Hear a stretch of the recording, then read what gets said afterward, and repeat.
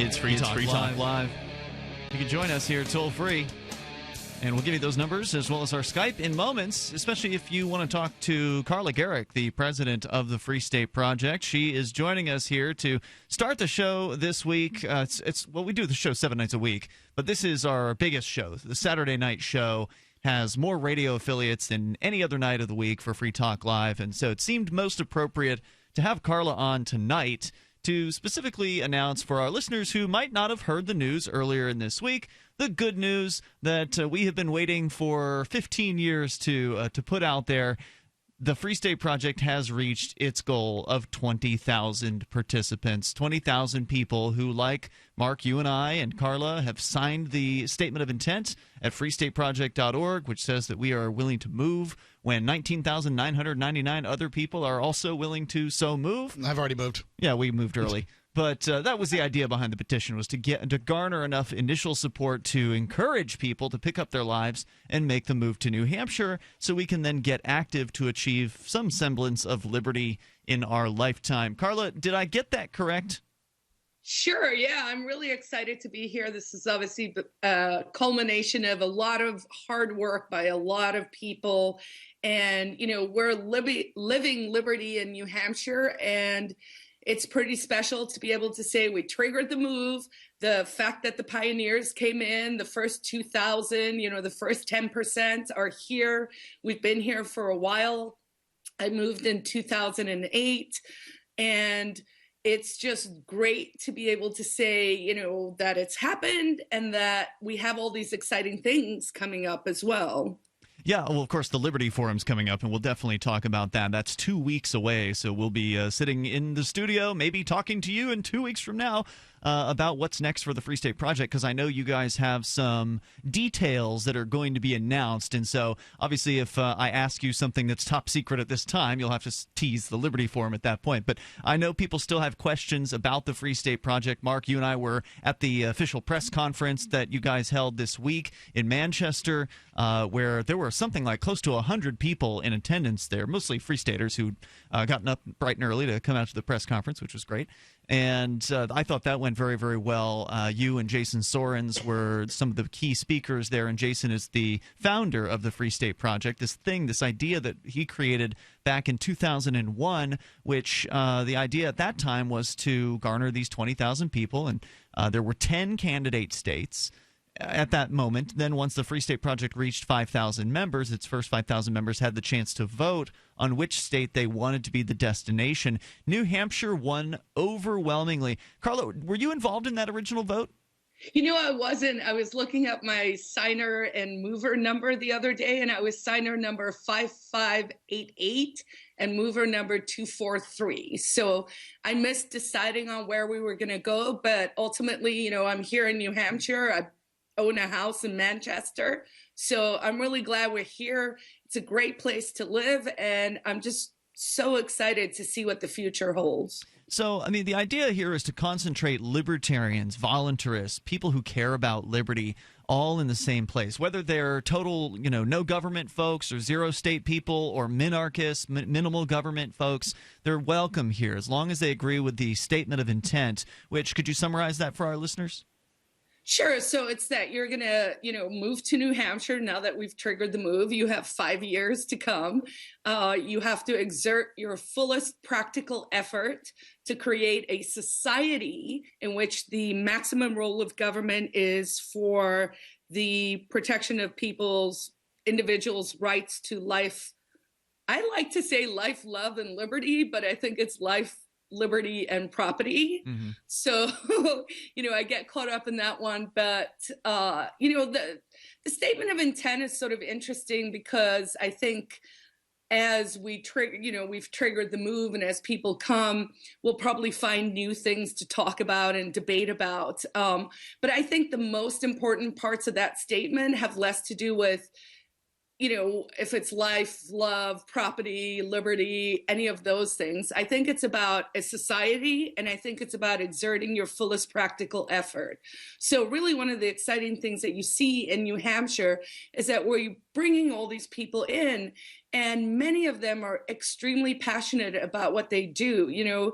I've been obviously on a lot of press talks and a lot of press things this week.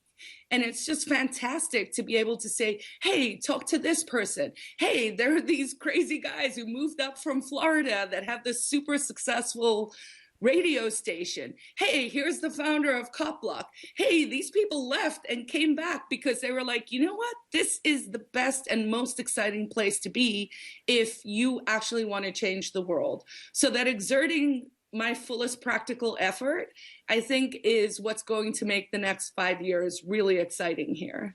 I think it's coming home for some people out there. Like, this is actually happening. It's not just people talking. It's not just a handful of people who've moved.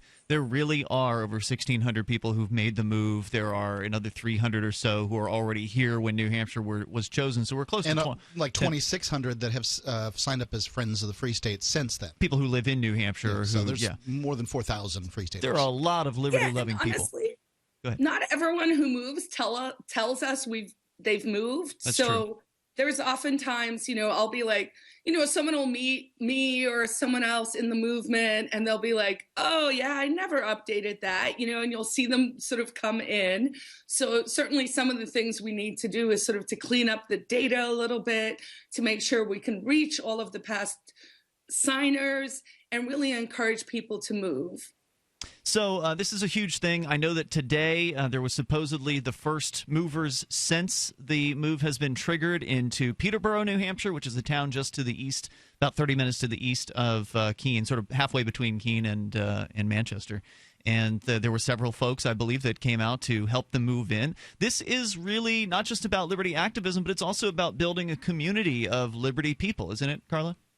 Yes, absolutely. I mean, that's the heart of it, is there's something special. I used to always say, we were an experiment. And then as we continued to grow, it was like, well, we've kind of moved beyond an experiment to proof of concept.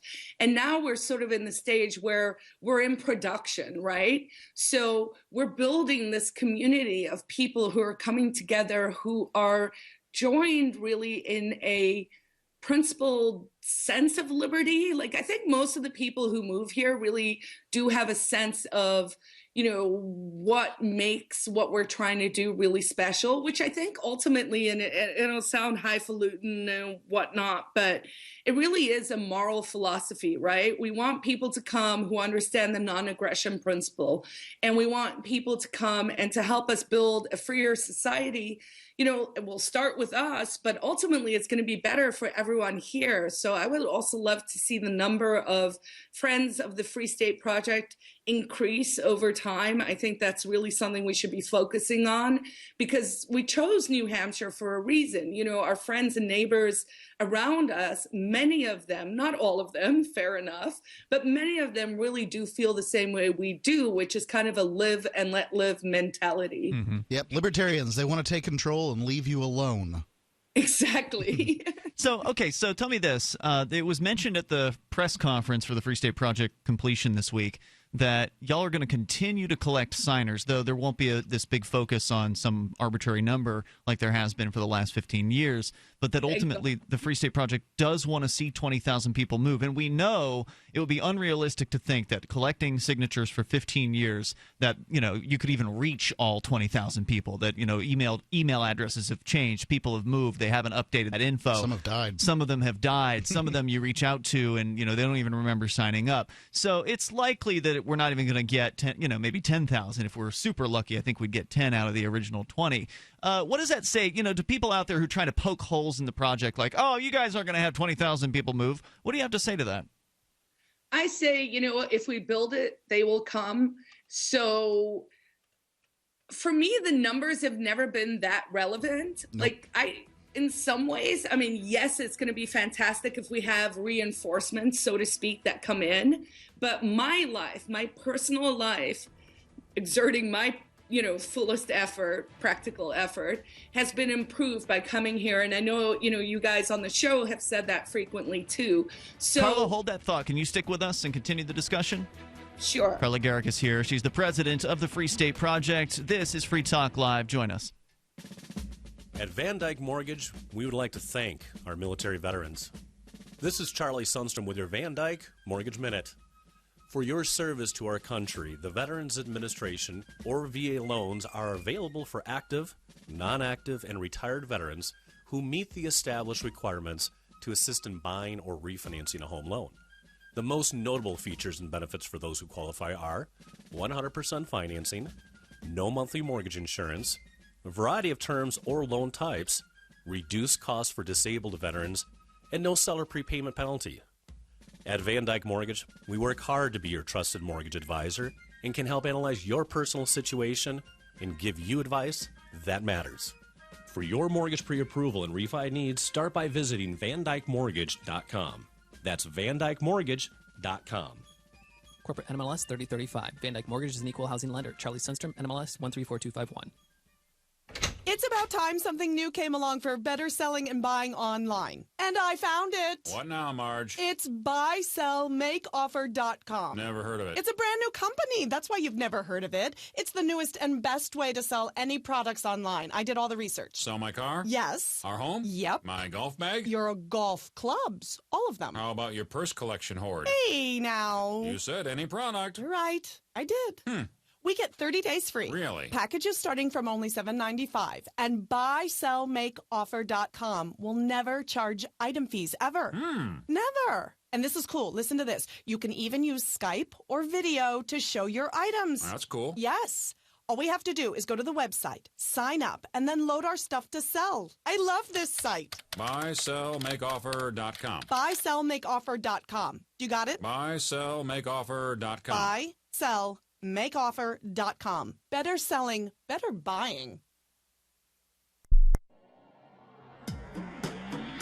Free Press Publications is an independent, alternative media and publishing company founded in June 2009 with the mission of ensuring a free press for the freedom movement and is committed to spreading the message of peace, freedom, love, and liberty. FPP also gives new authors an avenue for publishing freedom-oriented material. FPP brings you daily news and commentary on the website, fpp.cc, as well as a daily 5-minute newscast, FPP Radio News, and weekly news, views, and commentary in the FPP Freedom Minute and Peace, Love, Liberty Radio at fppradio.com, and the monthly newspaper, FPP News, at news.fpp.cc. Find FPP online at fpp.cc. That's fpp.cc, as in Creative Commons.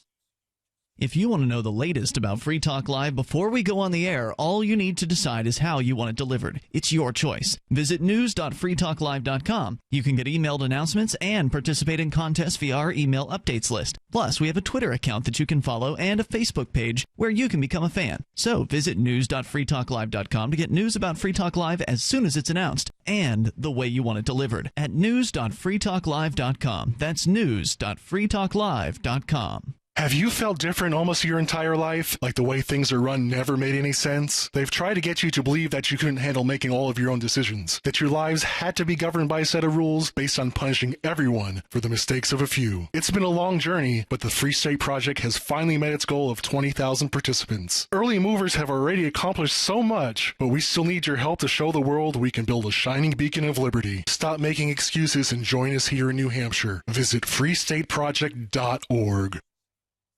While our satellite channel is free to listen to, it's not free for us. You can help us cover our satellite costs with the chip-in on the right side of the page at lrn.fm.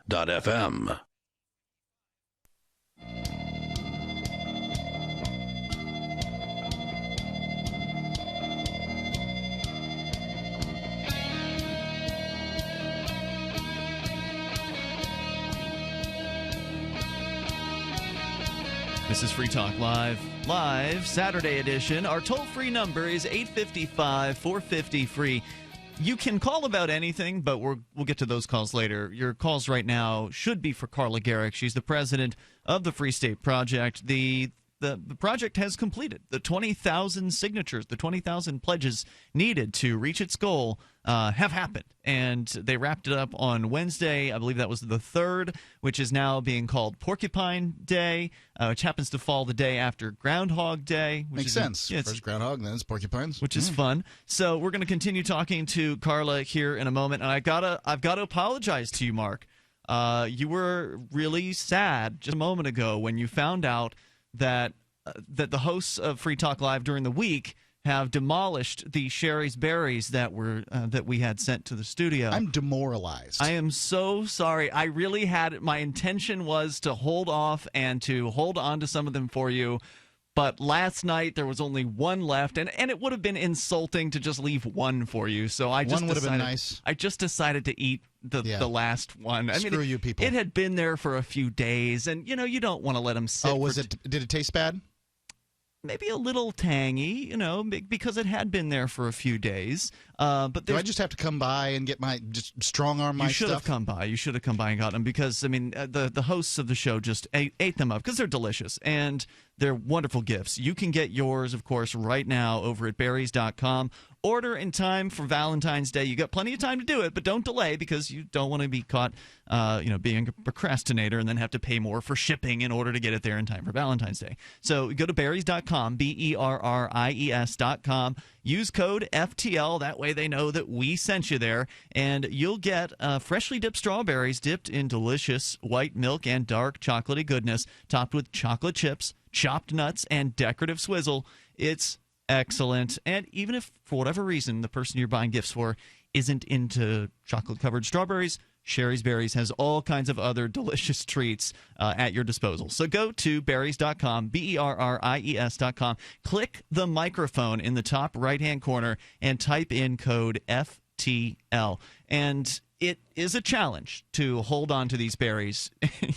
You're going to want to share them, but at the same time, if the person with whom you want to share them is not immediately apparent, it will be difficult to hold on to them for more than 24 hours. Maybe you should just consider that they're not yours and hold on to them for the person that they belong to. They came to my my studio here, so I did with them as I pleased. Berries.com, code FTL. Let's go to Carla, who's still with us here. She's on Skype. And again, our toll-free number, if you would like to ask a question of Carla, she's been good enough to stick with us for a few more segments if necessary. Our toll-free number is 855-450-FREE. Maybe you're wondering something about the Free State Project, some sort of burning question that's been out there for a while, and now that it's complete, here you are. You've got your opportunity. 855-450-FREE. So, Carla, you and several other Free Staters came together this week for a press conference announcing the completion. The official move has begun. These liberty activists, libertarians, voluntarists, people who love liberty and who are willing to do something about it, instead of just talking or complaining, which is very common for people to do,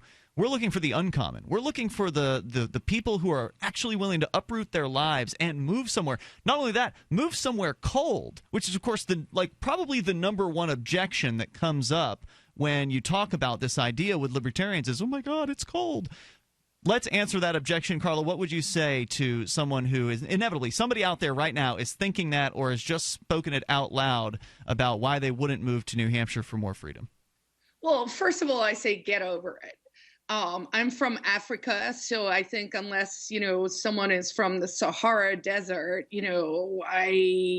yes, it's not as warm as other places, but, had we done the project in Stockholm, Sweden, or Iceland or something, people be like, whoa, that sounds really cool. I've always wanted to go there.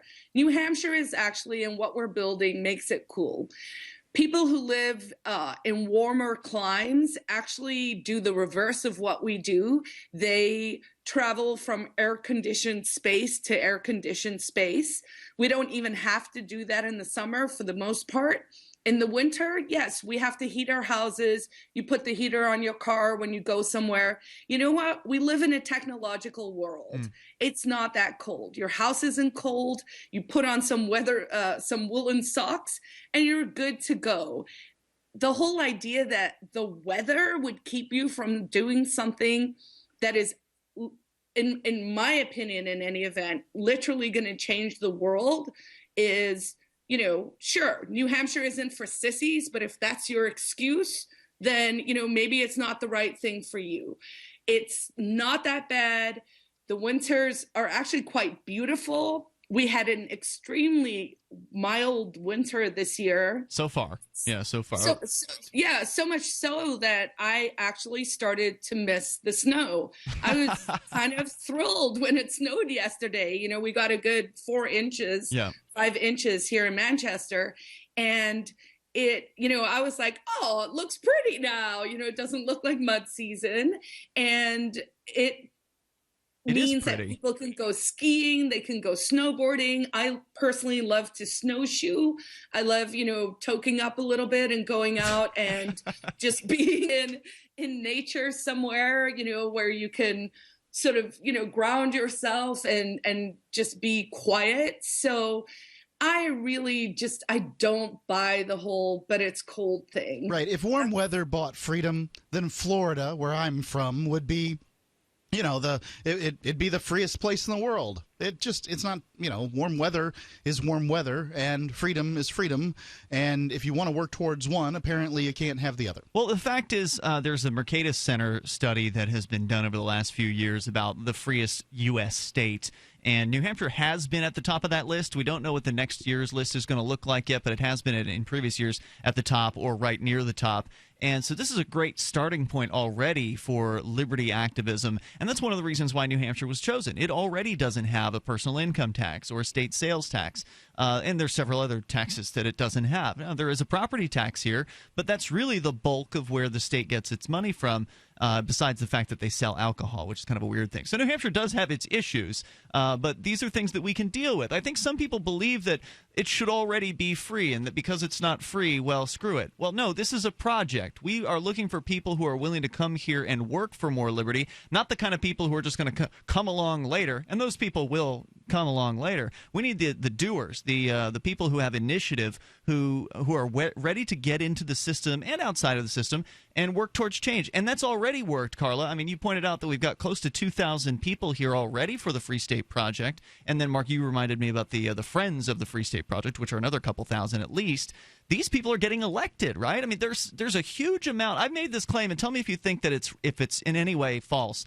What I said today, I was actually on an Austin, Texas radio show promoting the Free State Project's completion today with John Bush, in fact. Oh, glad you did that. And I pointed out that I believe that the Free State Project has had more electoral success than the Libertarian Party has had in 40 years across all of the 49 other states as far as liberty-minded people actually getting elected here. Do you think that's true?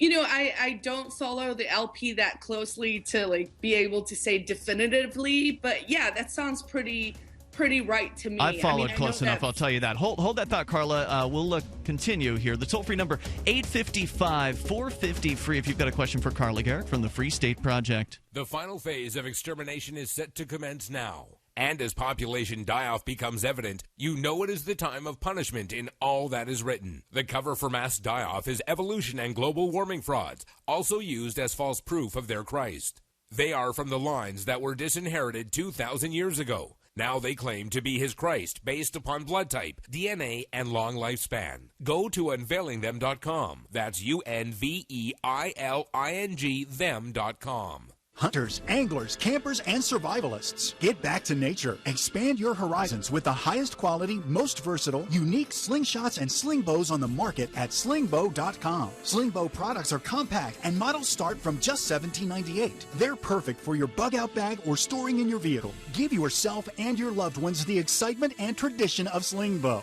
A new frontier in archery and truly modern twist on this primitive survival tool. Feel the thrill only at slingbow.com. On Free Talk Live, we're bringing people to the ideas of liberty every day. From wrestling superstars like Glenn Jacobs. You guys really are having an impact, I believe. Like I said, a lot of where I am now is due to listening to Free Talk Live. You changed my mind on some very important issues years ago. To random people tuning in on the radio. I was kind of stuck in the left-right paradigm. I heard your show by chance on a Saturday night. from there, I went on, joined the Free State Project, and become an amplifier. So, I mean, that's really the reason why I amp is because I know that if it wasn't for you guys being on as many stations as you are, I never would have found the ideas of liberty. Your amp will directly change more lives by getting Free Talk Live in front of people looking for talk radio online and on the air. When you amp Free Talk Live, you get perks like access to the AMP-only Facebook group and AMP podcast. Visit amp.freetalklive.com. This is your Robertson Roberts Brokerage Daily Precious Metals Update. On Thursday, gold is $12 higher at $1,155 per ounce. Silver is up 18 cents at $14.92 per ounce. Bitcoin is trading at $384 US. Both silver and gold have made big moves this week, driven by bad economic news. If you want to know more, give us a call at 800-874-9760 or online at rrbi.co. Here's a chance to do a little activism while you're cruising Facebook, Twitter, or Google+. Between the LOL cats, the recipes, the hot girls, and the inspirational sunrise memes, Free Talk Live's posts pass by your newsfeed. Like them, comment. It gives us more exposure. If you don't see our posts, click like at facebook.freetalklive.com and then hover over it to click Get Notifications. It's an easy way to spread the ideas of liberty a bit further. I know you're busy, but you can spare that tenth of a calorie it takes to click on something. facebook.freetalklive.com. Every once in a while, you get information that's worth changing your life for. This is one such time. You can save up to and beyond 25% on all purchases at Amazon. You probably heard of Bitcoin and just not thought much about it. You certainly know that you can get competitive pricing at Amazon, but now you can get a 25% discount on nearly everything you need to live. I've just given you a huge raise, and all you have to do is claim it. You go to saveitpurse.com and open an account. Do this right now. Don't wait. Then you fund the account with Bitcoin. I know this sounds unbelievable, but at my house, we saved as much as 45% off of a new item on Amazon. This information is worth you changing the way you do things. Go to saveitpurse.com right now, get signed up, and cash in on the huge raise I'm offering you. 15 to 25% off of everything at Amazon through saveitpurse.com. It's saveatpurse.com. Do you love Twitter? Make sure you favorite the LRN.FM Twitter account so you can receive our tweets at twitter.lrn.fm. That's twitter.lrn.fm.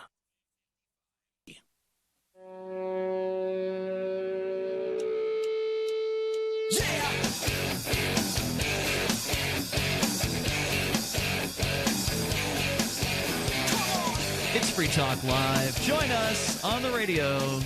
Toll-free number 855-450-FREE. Perhaps you have a question for Free State Project President Carla Gericke. She's with us here tonight, and she's happy to field anything. But there's a lot of excitement here in New Hampshire right now. I mean, there's always been this cool thing of happening of every week new movers were coming in, these early movers, the 1,600-plus people who moved here within the last decade. Mark, you and I were two of those. Carla, you were another one. And all this for the Free State Project? For the Free State Project, yeah. The amount of early movers of this project of liberty-minded folks converging in New Hampshire was already fairly high. So, I mean, we were talking about maybe a couple dozen folks per month were coming in across the state. A lot of people moving into the bigger city of Manchester, for instance, a lot more jobs there. But other people in the Seacoast, there's apparently a lot of families moving in there, the more politically active focusing in on Concord and elsewhere. So there have already been just constant people moving in here. We're expecting we're going to see that increase as well. And you've got this tremendous support network of people who are willing to help you. Now, we're not going to come to Florida or California or wherever to pack your moving truck. But usually when you get to New Hampshire, if you let people know, hey, we're going to show up in this town at this location at this time, we'll buy you pizza and beer, come on out and give us a hand. Total strangers to the people who are moving here will show up and help these folks move in. They're called these moving parties, and one of them happened today. I didn't get a chance to go to it because some of the Keene activists were at the school board meeting that happens once a year today, but there were some folks who came out there, and in a lot of cases, we can have an entire full-length, like, rider moving truck unpacked in under an hour, sometimes a half hour. And you come late, you're not going to be able to help. It's an incredible experience, and Carla, I know you've been to some of these. What's that like for people? I think it's a great way for people to pay it forward. So if you've moved here and someone came and helped you, certainly, go do 2, 3, 4.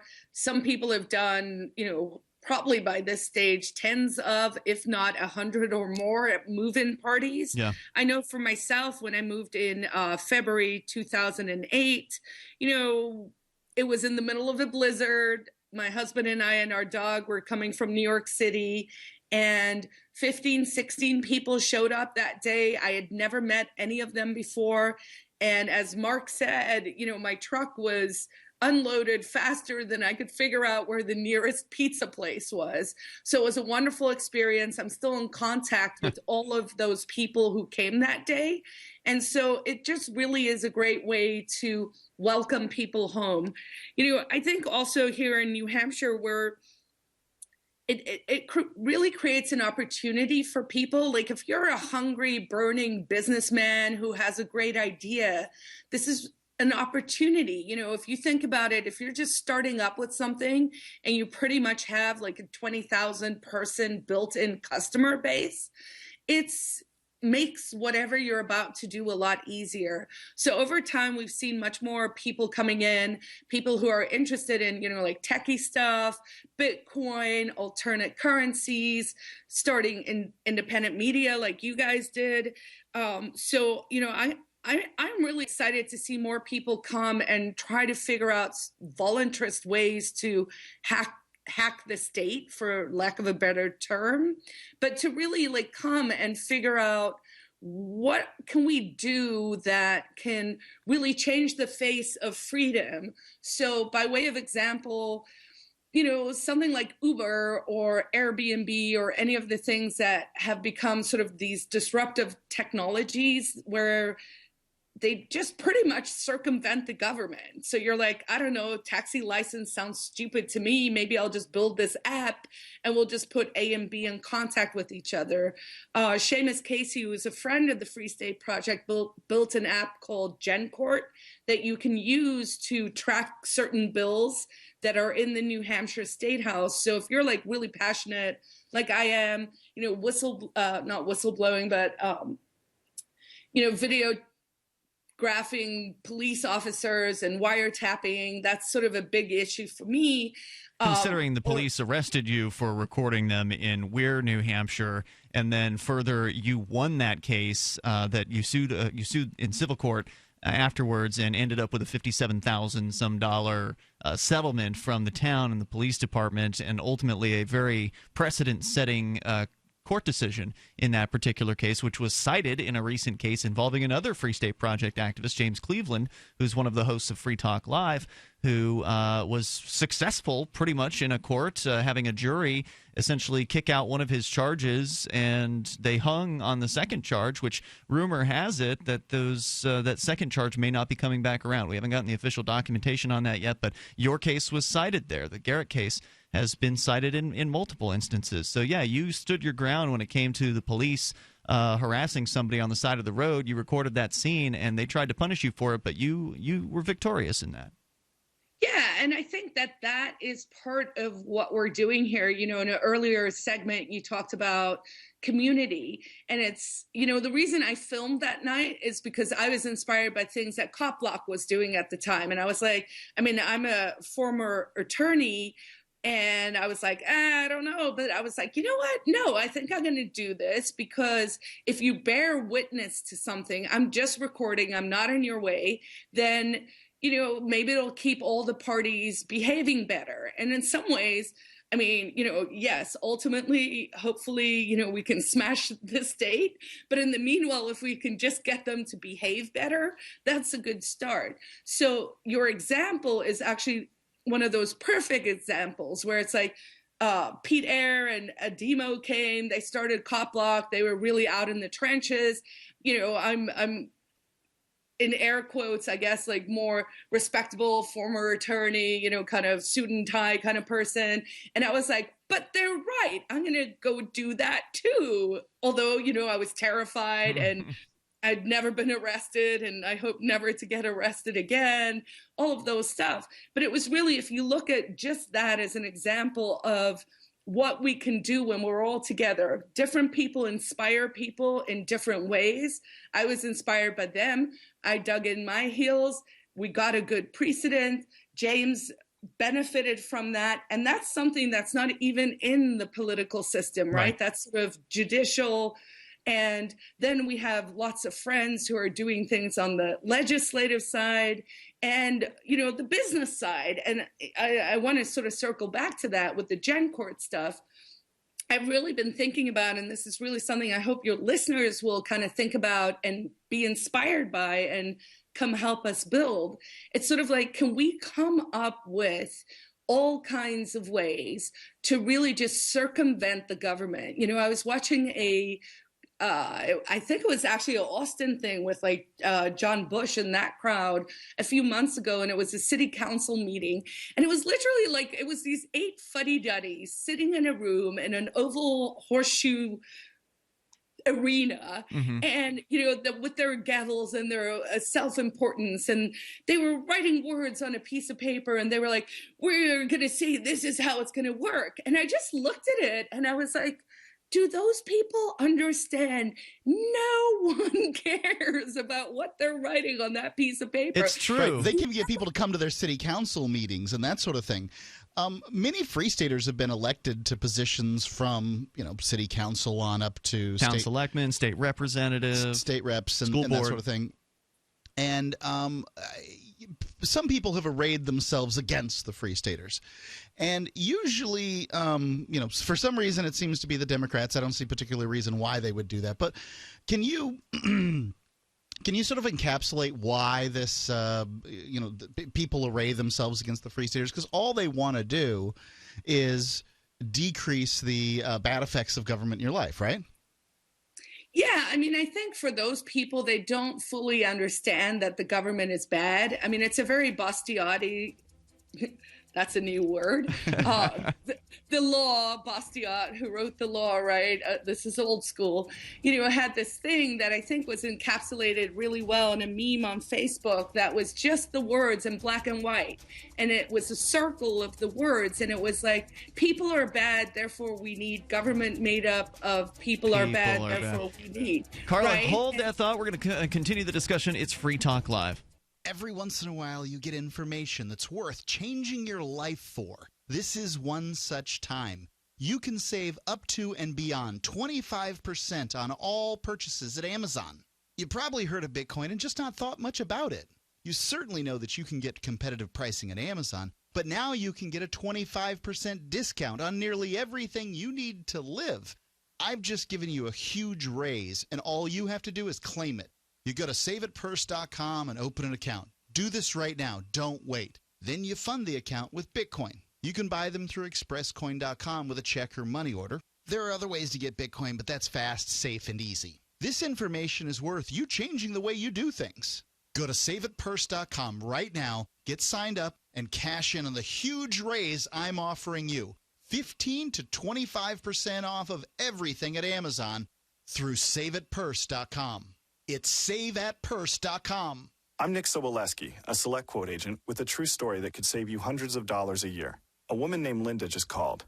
Her husband, Ray, has a $300,000 group life insurance policy, but is changing jobs and can't take it with him. Well, I impartially shopped the highly rated term life insurance companies we represent and found Ray, who is 41 and takes medication to control his cholesterol, a 10-year, $500,000 policy for under $26 a month. That's almost twice the coverage for less than half of what he had paid. If SelectQuote hasn't shopped for your life insurance, you're probably paying too much. For your free quote, call 1-800-403-4885. That's 1-800-403-4885. 1-800-403-4885. Or go to SelectQuote.com. We shop, you save.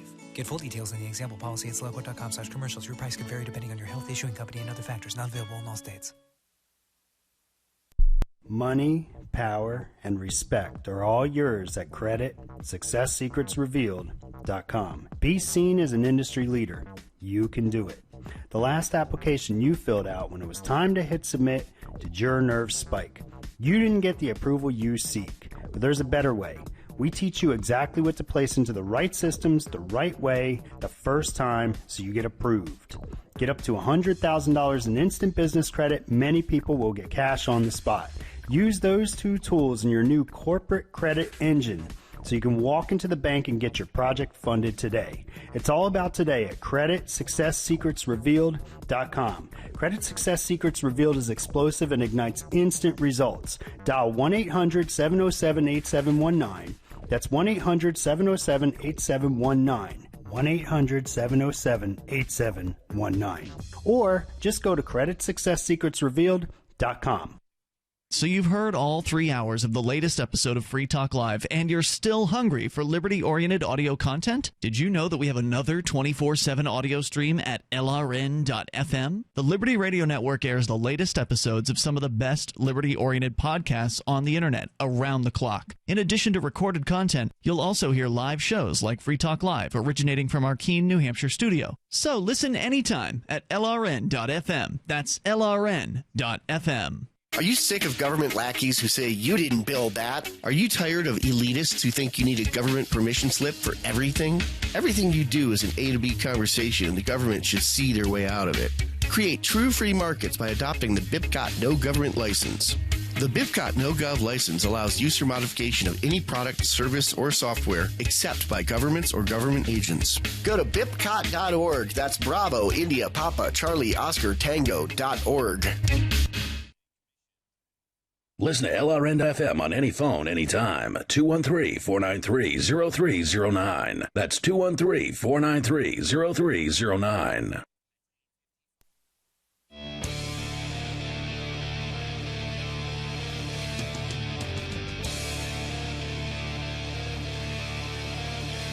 It's Free Talk Live, the live Saturday edition here, and we will take your calls about anything you want to discuss, though right now, if you do have a question for Carla Gericke, she's with us, and she's the president of the Free State Project, which has now reached its goal of 20,000 people, like you, maybe, who care about the ideas of liberty. People who understand that in order to be free, you have to allow others to be free, that freedom is all about your right to live your life how you want, so long as you don't aggress against another person, so long as you don't infringe upon somebody else's rights in the process. And so libertarians, voluntarists, people who think like that, people who love liberty, are moving to New Hampshire. They have been for more than a decade as early movers for the Free State Project. But as of Wednesday of this week, the official move has begun. All 20,000 Free State Project participants have 5 years in which to move to New Hampshire and get active to achieve liberty in our lifetime. And the idea is that we're going to continue to bring people into the fold because we've created something already,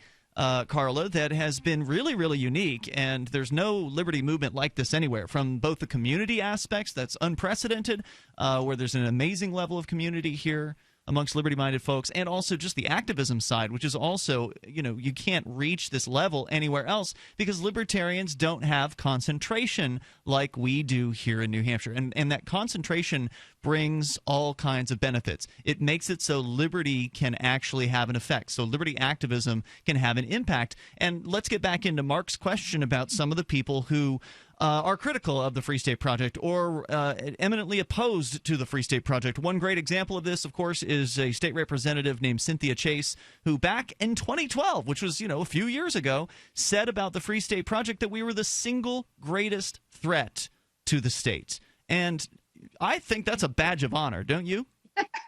I mean, I thought it was a compliment, and, she got us over 300 signers, so that's thanks, right. Cynthia. It was huge because that's an acknowledgement that the Free State Project is having an impact in New Hampshire. If the Free State Project were just a bunch of libertarians sitting around complaining about things, then no one would care. No one would say anything about it. No one would, create hit piece blogs to attack us. No one would have a meeting. The Granite State Progress, which is this group here in New Hampshire, they had some sort of anti-Free State Project meeting last year that actually a bunch of Free Staters went to and built some bridges at, which was pretty cool from what I heard. I wasn't there, but sounded like it was pretty entertaining. But, if we were just a group of talkers, then no one would be talking about us. But the Free State Project movers and their friends in New Hampshire, the other liberty lovers, the natives and folks here, have been having tremendous impact in a way that no other libertarian group anywhere has. It's hard right now. I'm a blogger at freekeen.com, and I've got a backlog of stories that I want to post about things that are happening here and like news coverage that we're getting and media. I mean, you had CNN this week, John Stossel on Fox Business, and several different print publications, Washington Post.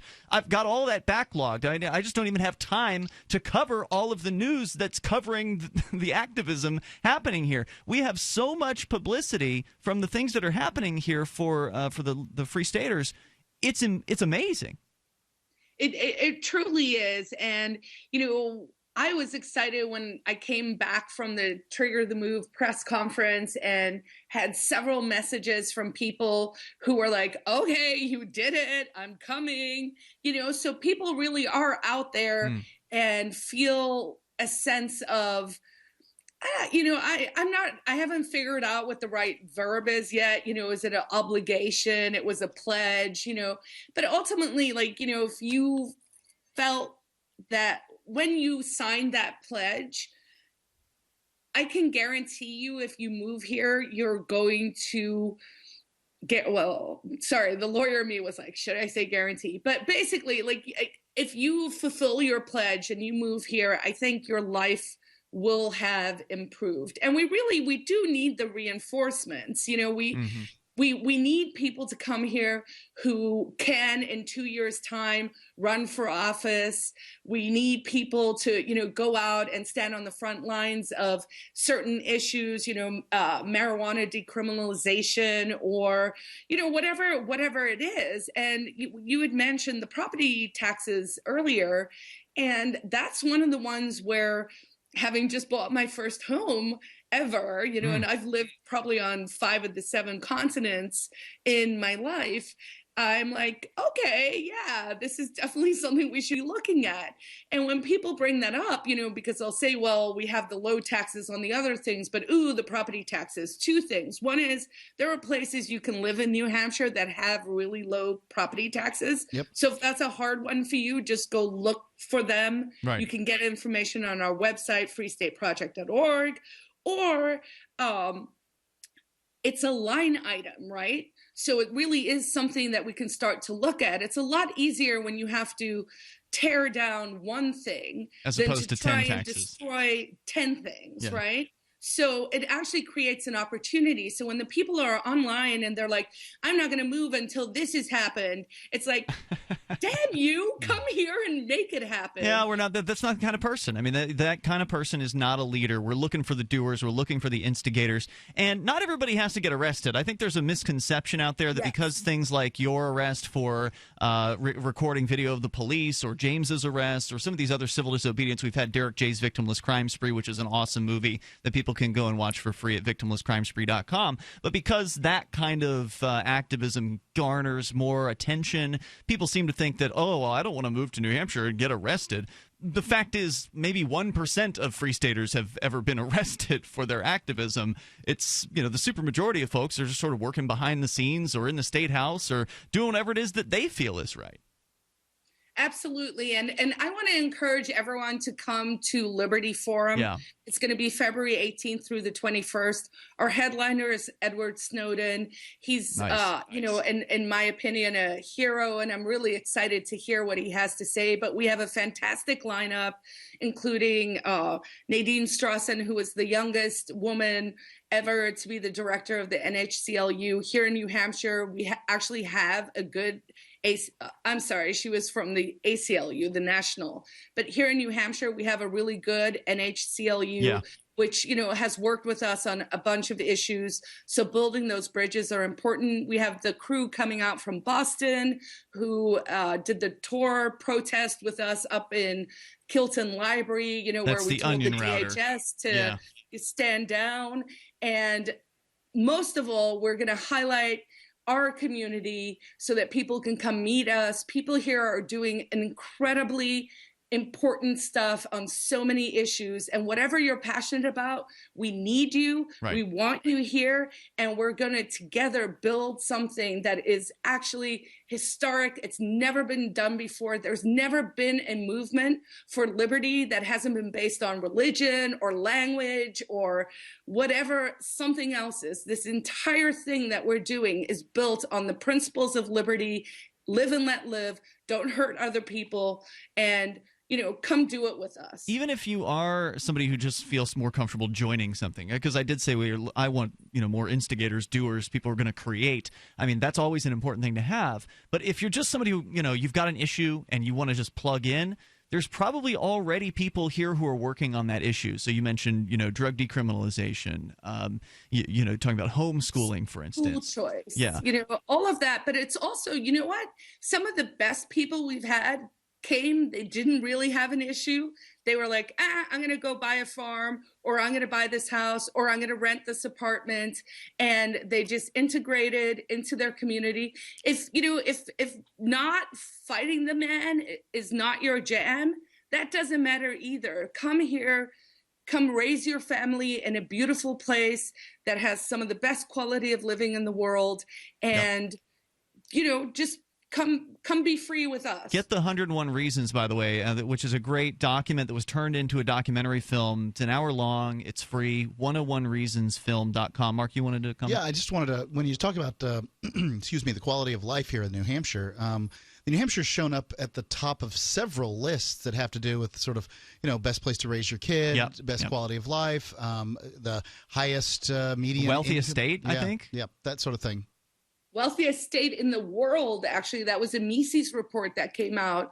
And so they actually looked at geographic areas, not only like America as a whole America, but different states for different reasons. And New Hampshire beat Norway, Luxembourg, and Switzerland. That's huge. And was called the wealthiest state in the world, developed world. And that's pretty exciting. So there's so much to talk about here. I mean, we've literally spent years on this show covering the Free State Project and the various exciting things that have been going on. Now it's going to become even more important for people to get here sooner rather than later. Carla, thanks for coming on Free Talk Live and spending an hour with us here. And we'll look forward to having you in our remote studio from the Liberty Forum happening the 18th through the 21st here in New Hampshire, in Manchester at the Radisson Hotel. Folks can go to nhlibertyforum.com to get registered for that and get the details. And again, Carla, thanks for coming on. Thanks for having me. Yep, have a good night. Carla Gericke, the president of the Free State Project. Their website, freestateproject.org. You can call us toll free at 855-450-FREE. Hour 2's coming up. You can control your health care with Liberty Health Share. Liberty Health Share is like-minded people coming together to share medical costs, which saves money. You don't even have to pay for procedures that violate your conscience. Because we all share the same values. Join the movement of people who share in medical costs and change the way you pay for your health care forever. Go to libertyhealthshare.org to find out more. Liberty Health Share. Together, we're changing healthcare for good. libertyhealthshare.org. As a pioneer of the e-commerce movement, Overstock.com is proud to be the first major retailer to accept Bitcoin. Overstock was the first because Patrick Byrne, Overstock's CEO and founder, firmly believes in personal freedom and cryptocurrency.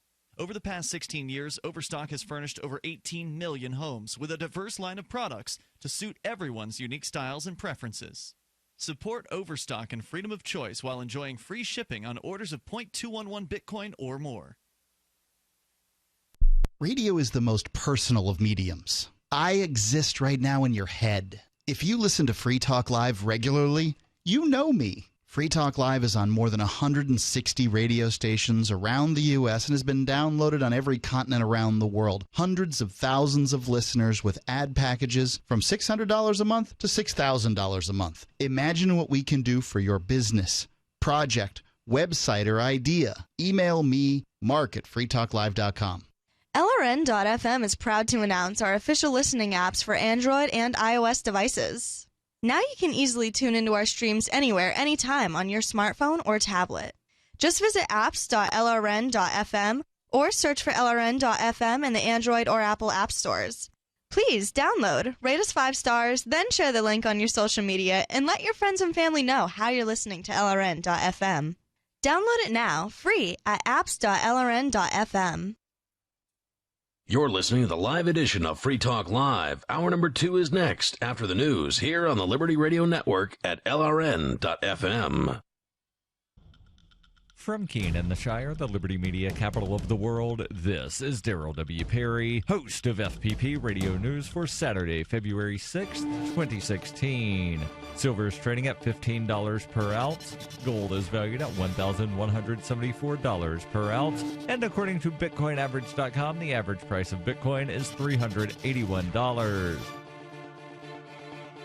Antiwar.com reports after last year's leadership split and some bloody fighting, a January ceasefire among Afghan Taliban figures raised some hope among commanders for a compromise. The most recent reports are that the Taliban are reunifying. After Mullah Omar's death went public, Mullah Mansour was elected as his successor in a vote which was said to be unanimous, but which Taliban commanders felt was rushed and happened without debate. In the months that followed, a rival faction emerged around Mullah Rasul, who was backed by Mullah Omar's son. Ironically, a lot of the commanders who were backing Rasul are now back behind Mullah Mansour, and by and large have not demanded any changes in return for coming back on board. Though Mullah Rasul himself hasn't returned, some Taliban figures say they believe it'll happen in the near term. A full Taliban rapprochement could bring peace talks back to the table, as Pakistan had brokered some preliminary talks before, only to see them crumble when the Afghan government leaked Mullah Omar's death to the public and the Taliban was no longer united enough to make credible offers. You can support FPP Radio by shopping online. Whether you're looking for precious metals, bitcoins, or books, you'll find that and more at shop.fppradio.com. Every purchase you make from one of my affiliates, like Namecheap and Amazon, at shop.fppradio.com helps fund FPP Radio. That's shop.fppradio.com. UPI reports millions of Americans are at risk for a shortfall in their retirement funding due to student loans, according to a new study. The study asked the question, will the explosion of student debt widen the retirement gap? Researchers with the Center for Retirement Research at Boston College found student loan debt chips away at the ability to prepare for a comfortable retirement. Some 52% of Americans are at risk of a shortfall in retirement based on data that includes a student debt load of $18,000. If that student debt load is raised to $31,000, the average for many borrowers today, some 56% of Americans will feel the pinch at retirement, according to the study. Researchers said the bottom line is that college costs should be included in broader policy discussions over how to improve financial security. If today's working-age households had the same level of student debt as those recently leaving college, an additional 4.6% of households would be at risk of having inadequate income in retirement. With outstanding student loan debt reaching a staggering $1.3 trillion and about $103 billion of that in default, student loan debt has become a national crisis. It has been well documented that student borrowers who recently left school struggle to repay loans due to under or unemployment. This new study shows paying down loans has continuing aftershocks well into retirement. The study, based on 2013 data, also shows student borrowing reduces the rate of home ownership and home value, thus creating less home equity by retirement age.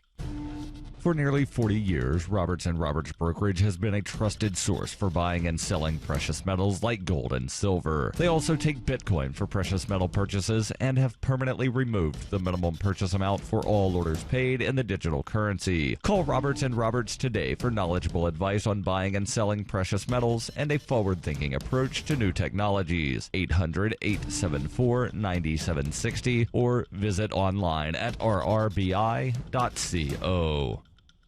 Reuters reports a federal judge on Friday granted a preliminary injunction stopping the distribution of surreptitious video taken by anti-abortion activists who allege Planned Parenthood staff discussed the illegal sale of aborted fetal tissue. The National Abortion Foundation, the NAF, a nonprofit representing abortion providers, accused the Center for Medical Progress and its founder, David Daleiden, in a lawsuit last year of illegally infiltrating and recording its private meetings. San Francisco federal judge William Orrick last year issued a temporary order prohibiting the distribution of the video, which he extended on Friday until the litigation is over. Orrick said he reviewed the videos and found no evidence of criminal activity by NAF members. Derek Foran, an attorney for the National Abortion Foundation, said they are pleased. Daleiden was indicted last month by a Houston area grand jury on a charge of tampering with a government record. He was offered a probation deal, but his lawyer said he planned to reject it.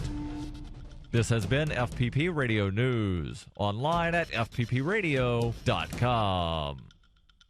The military's newly developed unmanned Pentagon spokes drone completed its first live mission today, successfully carrying out a press conference on the war in Iraq. The mobile press engagement unit is being hailed by Pentagon officials as a revolutionary advancement in protecting military personnel. The spokes drone proved effective at neutralizing reporters' questions about 85% of the time. Many officials say the unit has the potential to save countless careers. Using a high-tech gimbal camera and microphone system, the unit tracks reporters' movements and audio output, then analyzes the data to assess the threat level. It formulates and deploys an effectively vague response. We have taken away a number of the enemy sanctuaries and gained initiatives in the areas. Eileen. Military technology experts see the unit as adaptable to a wide variety of treacherous interview scenarios. They estimated it could even withstand situations too hostile for any human spokesman to bear, such as anti-war documentary interviews. This is the Onion News Network.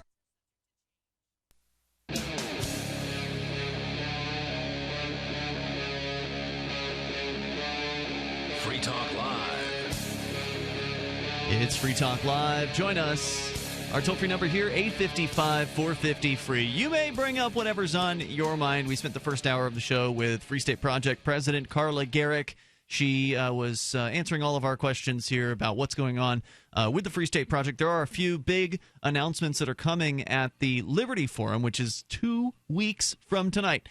2 weeks from tonight, Mark, you are going to be broadcasting live from the Liberty Forum, and it's going to be a blast. There's always some wonderful folks. I'll be there as well, but at the Saturday night, there's like an award ceremony going on, and they're going to be giving out awards to some big-name activists or something like that. Yep. And they've invited me to attend that, so I'm looking forward to it.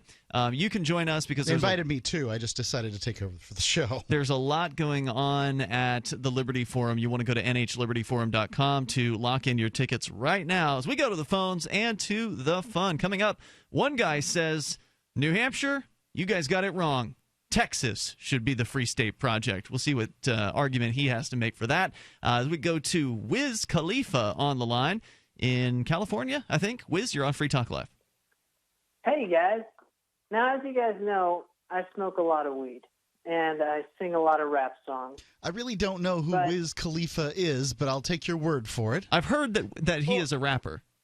And are we just to assume that rappers smoke lots of weed? I mean... No, this guy particularly, just do a Google search. Just type Wiz Khalifa, and you'll find, I mean, like, that's what he's known for. It's like his thing. All right. That's my thing. I mean, Right, yes. Got to stay in character. Okay. All right, go ahead. Okay, so anyway, as you guys know, I sing rap songs, but what you might not know is that on the side, I develop apps, like iPhone apps and stuff. Yeah, and here, just like a couple weeks ago, and as soon as this happened, I thought the first thing I need to do is call Free Talk Live. Now, but anyway, I got a call from a nonprofit, and they asked me to develop this app that anybody in this county can download. And whenever and it's specifically for substance abuse, the terminology that they use. You know, it's really, people, using weed, smoking weed. Hold on, I'm confused. So what does the app do? It helps you abuse substances or helps you get off of the abuse of substances? No. This app is paid for by a government grant, and it is there's a local nonprofit that wants to create this app that if you are walking down the street and you witness somebody that looks suspicious, that you think for some reason or another might be committing substance abuse of any kind, you can pull out your phone and use this app to notify the local county authorities anonymously about the substance abuse that's happening. So it's a Snitch app is what it is. It's a Snitch app, exactly. What now? Okay, what is it called? This local nonprofit. Well, we haven't developed the app yet. Now that's the question. It's a question of ethics, is why I'm calling you, because I developed these apps, right? And I do. All right, make hold on. I got to get something straight here. So, on one hand, you're masquerading as though you're Wiz Khalifa, the rapper. On the other hand, you're telling us about this app story. Is the app part of this call actually true? Are you, whoever you are, an app developer and someone has actually approached you about this? Maybe. Okay, And got it. we're speaking all hypothetically. I here, see. Yes, you know. non-disclosure Don't get anybody agreements in trouble, and things like okay? that. I understand the the business side of this. So you're are So you like really, in charge of this company, or are you just an employee of this app development house? We don't need to get into these type of details. Okay. Let's just imagine that I am in charge of the company. It's not even a company. It's just I'm a freelance developer, and I'm also Wiz Khalifa. So you have the ability to say no on this deal, right? You have the ability to Yes, say I no. have the ability to say no. Right. But they're going to pay me $10,000 to build this app, and it's paid for by a government grant from government money. Okay, so what do? What do I you build do? the app? Mark, I've got an answer, but I want to hear what your first impression is here. Well, you know, the government always gets bad technology. It was I think it was like 2007 before the FBI even had email. If you can imagine how businesses across America and across the world had email, but somehow the FBI couldn't do it. And it was, you know, many of the tech guys just said it was impossible. It was impossible to bring email to the FBI in 2007. Yeah, I remember they spent like $170 million or something trying and ultimately failed. Yeah, so I mean, you know, for $10,000, you know, build them a crappy app that didn't work. Well, I mean, I don't want to give my freelance organization a bad name. You know, I mean, you know, the app. Honestly, it's not hard to do. I mean, you type in what you saw, where you were, and it sends a text message to the local police department.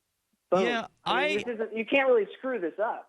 I see where you're coming from, and so my first impression of this is that okay, people are already snitching to the police. So whether this is going to is this going to increase the likelihood that they're going to be able to snitch to the police? Well, as you've pointed out, someone could already take their phone, use the camera option on their phone to take a picture, then attach that to an email or send it to the police department's Facebook page. So, you know, yours would just be removing one of those steps. You would have, some of that being done inside the app. And ultimately, if the idea is that they're supposed to take pictures of someone smoking pot or doing drugs or something like that, then the reality they don't is... necessarily have to take pictures. I mean, they're just supposed to provide information. So they could do it without a picture. They could just send a text. It could be used to send a text message to the police department saying, I saw Johnny on the corner. He was smoking weed. That kind of thing. Exactly. So, exactly. Now, I got to say, so here's my answer. I mean, I feel like if you can milk 10 grand from the local government to make this app, I don't think it's the worst thing in the world, because ultimately someone sending a text message about another person smoking pot, or even taking video or a photo of someone smoking pot, is not enough to get a conviction in court. That, I'm sorry, if somebody decides to spark up a bong in front of a video, the police cannot prove that particular incident was actually involving marijuana, unless the person's dumb enough to admit it to the police, which they do all the time. Or if secondarily, if the person is on the corner of Main Street and wherever, and they're taking a rip off of a pipe, and the report is sent to the police fast enough to where a police officer could actually respond within a reasonable amount of time to where the person is still on the corner smoking the marijuana at the time the police officer arrives, then it could lead to some problems for that person. But I got to say, it seems like it's pretty unlikely, although I still agree with you that there is a moral dilemma here. Well, yeah, there's a moral dilemma. However, at the end of the day, they could still pick up the phone and call the police anytime they want anyway. So it's not like this app is providing a new way for them to, contact the police when they witness something. It just makes it easier. It's not. It makes it a little bit easier, but like you said, I'm getting, I can take $10,000 from, the establishment. In all likelihood, they won't properly market the app anyway. Yeah, that's probably true. Thanks for the call tonight, Wiz. I appreciate hearing from you. It was a good issue, and I'm glad that you held on for the discussion there, because he was waiting patiently during the lengthy Free State Project call that we had. Toll-free number is 855-450-FREE. Maybe you've got a question for whatever, if you want to discuss his issue. Maybe you've got a different spin on this. Do you think that what he is doing, if he's going to go ahead and take the $10,000 as a purported, person who cares about freedom, I'm jumping to that conclusion about him because of the questions he was asking, is there an issue? Should you have a moral concern with taking $10,000 to assist the police in receiving snitch reports? I can't say I'm excited about the idea. No, I can't either, but I like you said, Mark, they wouldn't be able to effectively market it because the only people who are going to pay attention to the police are the people who are likely to snitch to them in the first place. The sort of the cop lovers, right? They're the ones who are following the police department's Facebook page for the most part. They're the ones who are likely to read an article about the police. The authoritarians, the people that that believe they know how to live your life better than you do. Chances are I do know how to live your life better than you do, but I only get one and you get one. So let's just agree to disagree on that. I don't think I would agree that you know how to live someone else's life better than them, Mark. You're not in possession of the same data that those people are, and you can't make the same decisions. You have a crappy car and you don't have a girlfriend, so I could live my life better than you, pal. Toll-free number tonight is 855-450-FREE. People love the old police cruiser, by the way. Rear-wheel drive in a place where ice goes on the road. Yeah, bad idea. Well, it's only really ever been a problem. It's not even a pickup truck. I mean, if you're going to have rear-wheel drive, at least be able to haul something. It's only really ever been a problem on an uphill, and it's had to be super snowy at that time. It's Free Talk Live. Join us on the radio. So the protection of life, liberty, and property is what the Free State Project is all about. But it's an effort to move 20,000 people who understand. It's about demonstrating to the entire country that, yeah, we can have a free market, a truly free market. Making it just a freer, great place to live. It's the world's largest voluntarist libertarian community, and it's only getting bigger. That's amazing, to be able to move to a place where other people passionately believe in being free and independent. What the Free State Project is managing to do, though, is to put their money where their mouth is. Physically getting up across the country and saying, let's go someplace and let's demonstrate the power of these ideas. There's a lot of kind of philosophy that surrounds liberty. There's a lot of thinking about it and talking about it. But here in New Hampshire, people are doing it. 101 Reasons Liberty Lives in New Hampshire, a documentary by Free State Project Early Movers. Watch it free at 101reasonsfilm.com. 101reasonsfilm.com. It's about time something new came along for better selling and buying online. And I found it. What now, Marge? It's buysellmakeoffer.com. Never heard of it. It's a brand new company. That's why you've never heard of it. It's the newest and best way to sell any products online. I did all the research. Sell my car? Yes. Our home? Yep. My golf bag? Your golf clubs. All of them. How about your purse collection hoard? Hey, now. You said any product. Right. I did. We get 30 days free. Really? Packages starting from only $7.95. And buysellmakeoffer.com will never charge item fees, ever. Never. And this is cool. Listen to this. You can even use Skype or video to show your items. That's cool. Yes. All we have to do is go to the website, sign up, and then load our stuff to sell. I love this site. Buysellmakeoffer.com. Buysellmakeoffer.com. You got it? Buysellmakeoffer.com. Buysellmakeoffer.com. Better selling, better buying. Understanding your credit score is the first step towards managing and improving it. This is Charlie Sundstrom with your Van Dyke Mortgage Minute. The most influential component of your credit score is your payment history. Almost equally as important is the amount you owe on credit accounts. Also impacting your score, but to a lesser degree, are the length of time you've utilized your credit, the number of new accounts, credit inquiries, and your various types of credit accounts. To help achieve or maintain a healthy credit score, have a system set up to assure your bills are always paid on time. Don't max out your cards. It's better to have a high credit limit with a low balance. Never close old accounts. The age of these can actually help your credit score. But don't be afraid to use your credit. You need several accounts in order to have a credit score. Just keep the corresponding payments within your means. For your mortgage pre-approval and refi needs, start by visiting VanDykeMortgage.com. Corporate NMLS 3035. Van Dyke Mortgage is an equal housing lender. Charlie Sundstrom, NMLS 134251. DVD, books, music, instruments, periodicals, computers, software, electronics, photo, cell phones, office products, home and garden, bed and bath, furniture, kitchen, pet supplies, automotive, hardware, apparel, shoes, jewelry, grocery, healthcare, sports and outdoors, toys, games, used, and more. It's a department store at your fingertips. Shop.freetalklive.com. Get all your shopping done, get a great deal, and a portion of your purchase goes to benefit Free Talk Live when you enter Amazon via shop.freetalklive.com. This Your Family Today tip is brought to you by Stouffer's, helping bring your family together with wholesome dinner options, even on the busiest of nights. Find dinner table ideas to bring your family together at letsfixdinner.com. To get kids involved in dinnertime conversation, ask specific questions, not broad ones. Instead of what happened today at school, try what was the best thing that happened today. The more specific you are, the more they'll have to say. For more tips like these, visit us at parenthood.com/yourfamilytoday.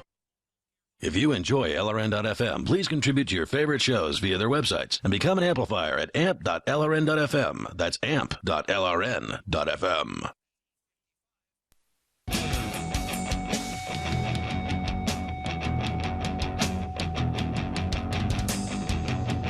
Free Talk Live. Dial toll free to join us on whatever discussion you'd like to have. The number's 855-450-FREE. That's 855-450-3733. Some folks have some thoughts on our last caller who was not giving his real name because he is being approached by a government, a local government, to make an app that will essentially help people snitch on their neighbors. And he was wondering, well, should he take the money? Should he make the app? I think snitch deserves a little definition here. In this area, what you're distinguishing between is people that get involved in other people's lives that aren't hurting anyone. Yeah, that's a good point. Versus somebody who's, say, telling when a crime has been committed. Like now, a murder or a rape right. or arson or something like that. So, a crime, obviously, the government defines things as crimes, but I don't necessarily define them against crimes. I'm thinking more of a crime against humanity. Yeah, that's a good point. So when I say snitch, I mean they're encouraging people to snitch on peaceful people who haven't actually hurt anybody. I don't have a problem if somebody reports a murder or property destruction or some actual real crime to the police because they are, unfortunately, our only solution as far as protection services go. Hey, speaking of protection, there's a movement in healthcare today of people like you that are ready to stand up and take charge of your healthcare. Folks who are tired of paying too much for healthcare and getting too little. They're standing up for their values and letting their conscience make decisions based on timeless principles. It's a movement sweeping the nation, and you should be part of it. Liberty Health Share is leading that movement of people who are looking for an alternative to traditional health insurance. Liberty Health Share is a healthcare sharing organization of people who are sharing the cost of healthcare in an easy and efficient way.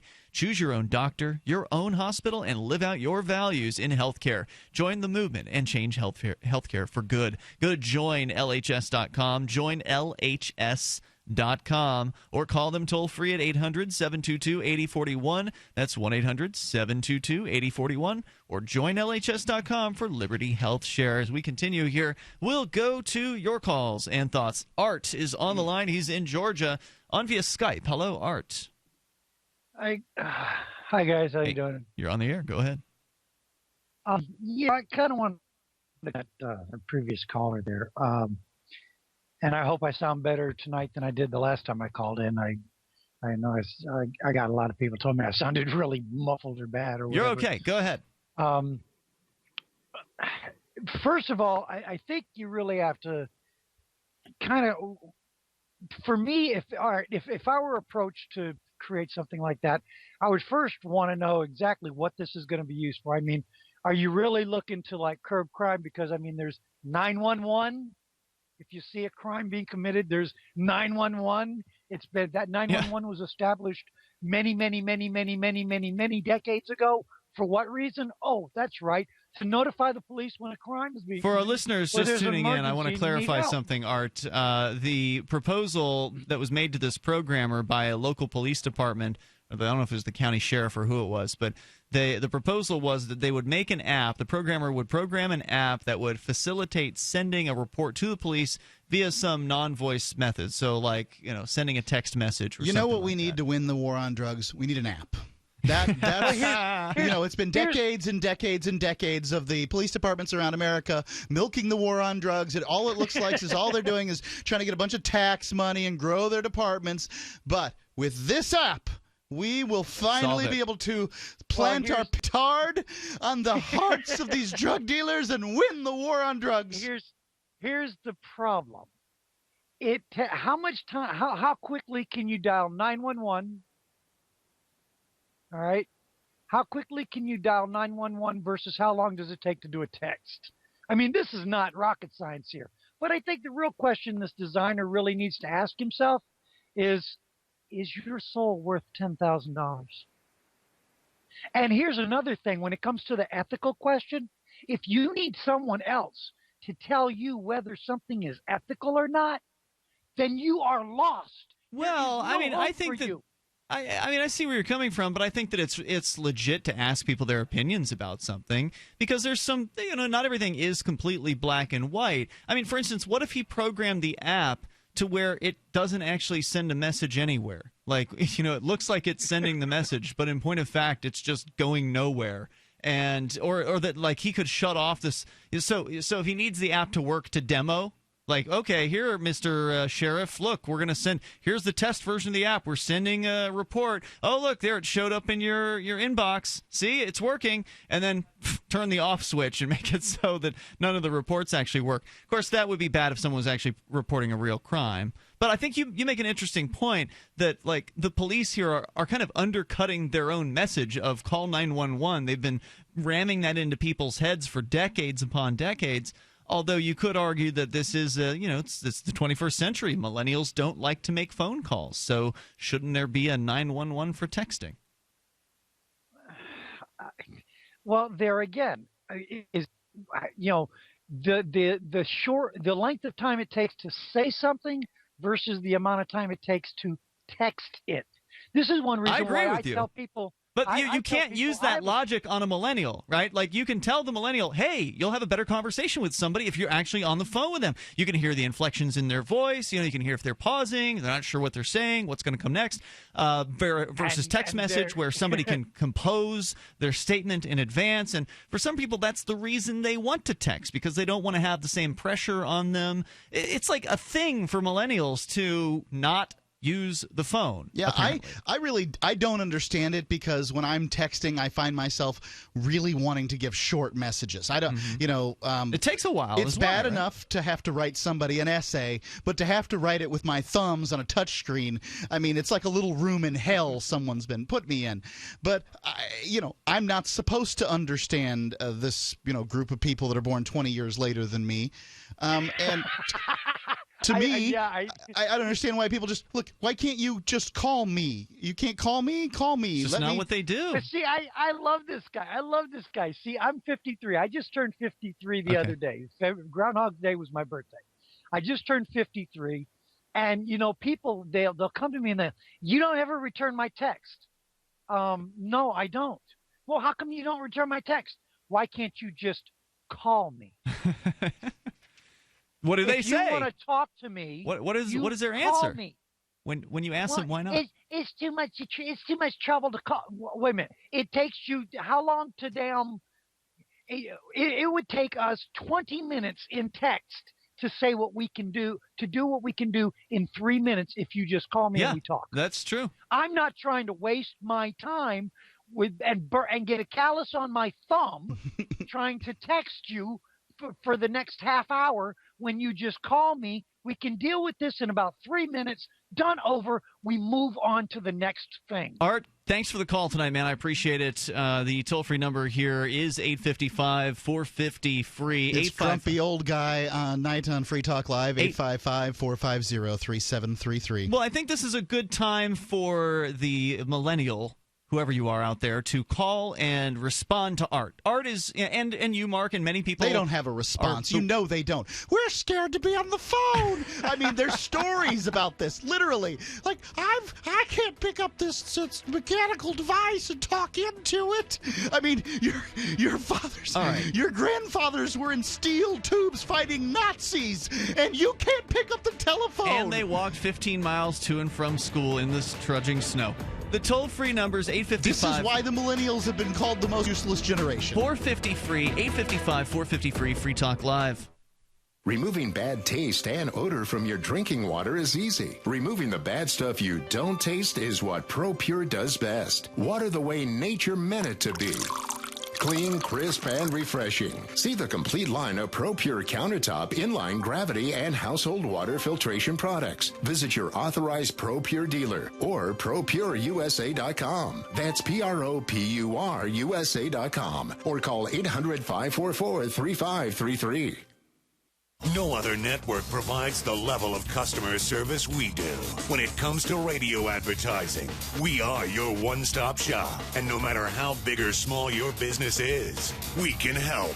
Email us at advertise@gcnlive.com, and an experienced advertising executive will help you take the first step towards driving more customers to your business or website. Advertise@gcnlive.com. Easy, affordable, effective.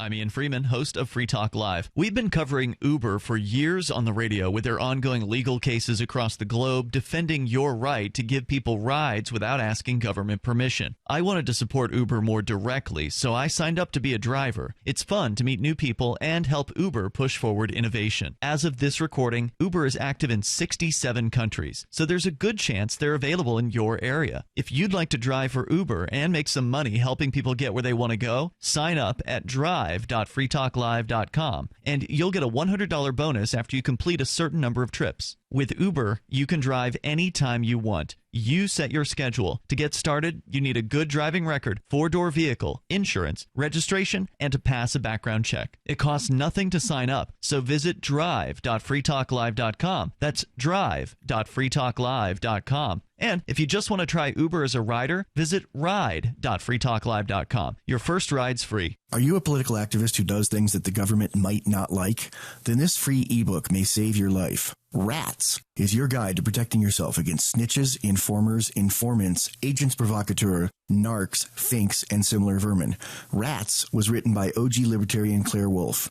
Rats is a short book, easy to read, and available free in many formats. Download Rats free at rats-nosnitch.com.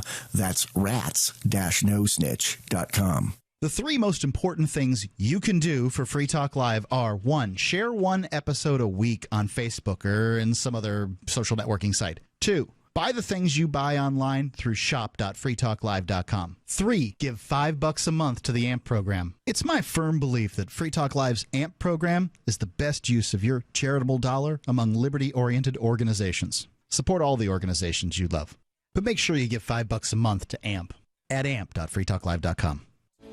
The Free State Project is an agreement among 20,000 participants to move to New Hampshire for liberty in our lifetime. Now almost 95% to our goal, we are creating private solutions to public problems and creating a society that runs on voluntary interactions instead of coercion.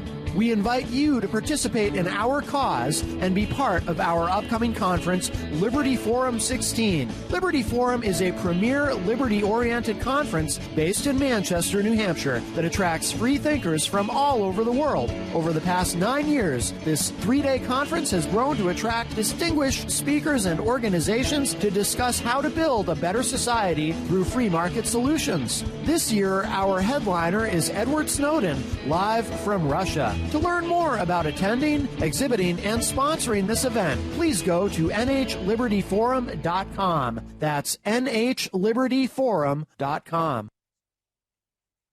You can put the Liberty Radio Network on the air in your area. Visit broadcast.lrn.fm to learn how. Broadcast.lrn.fm.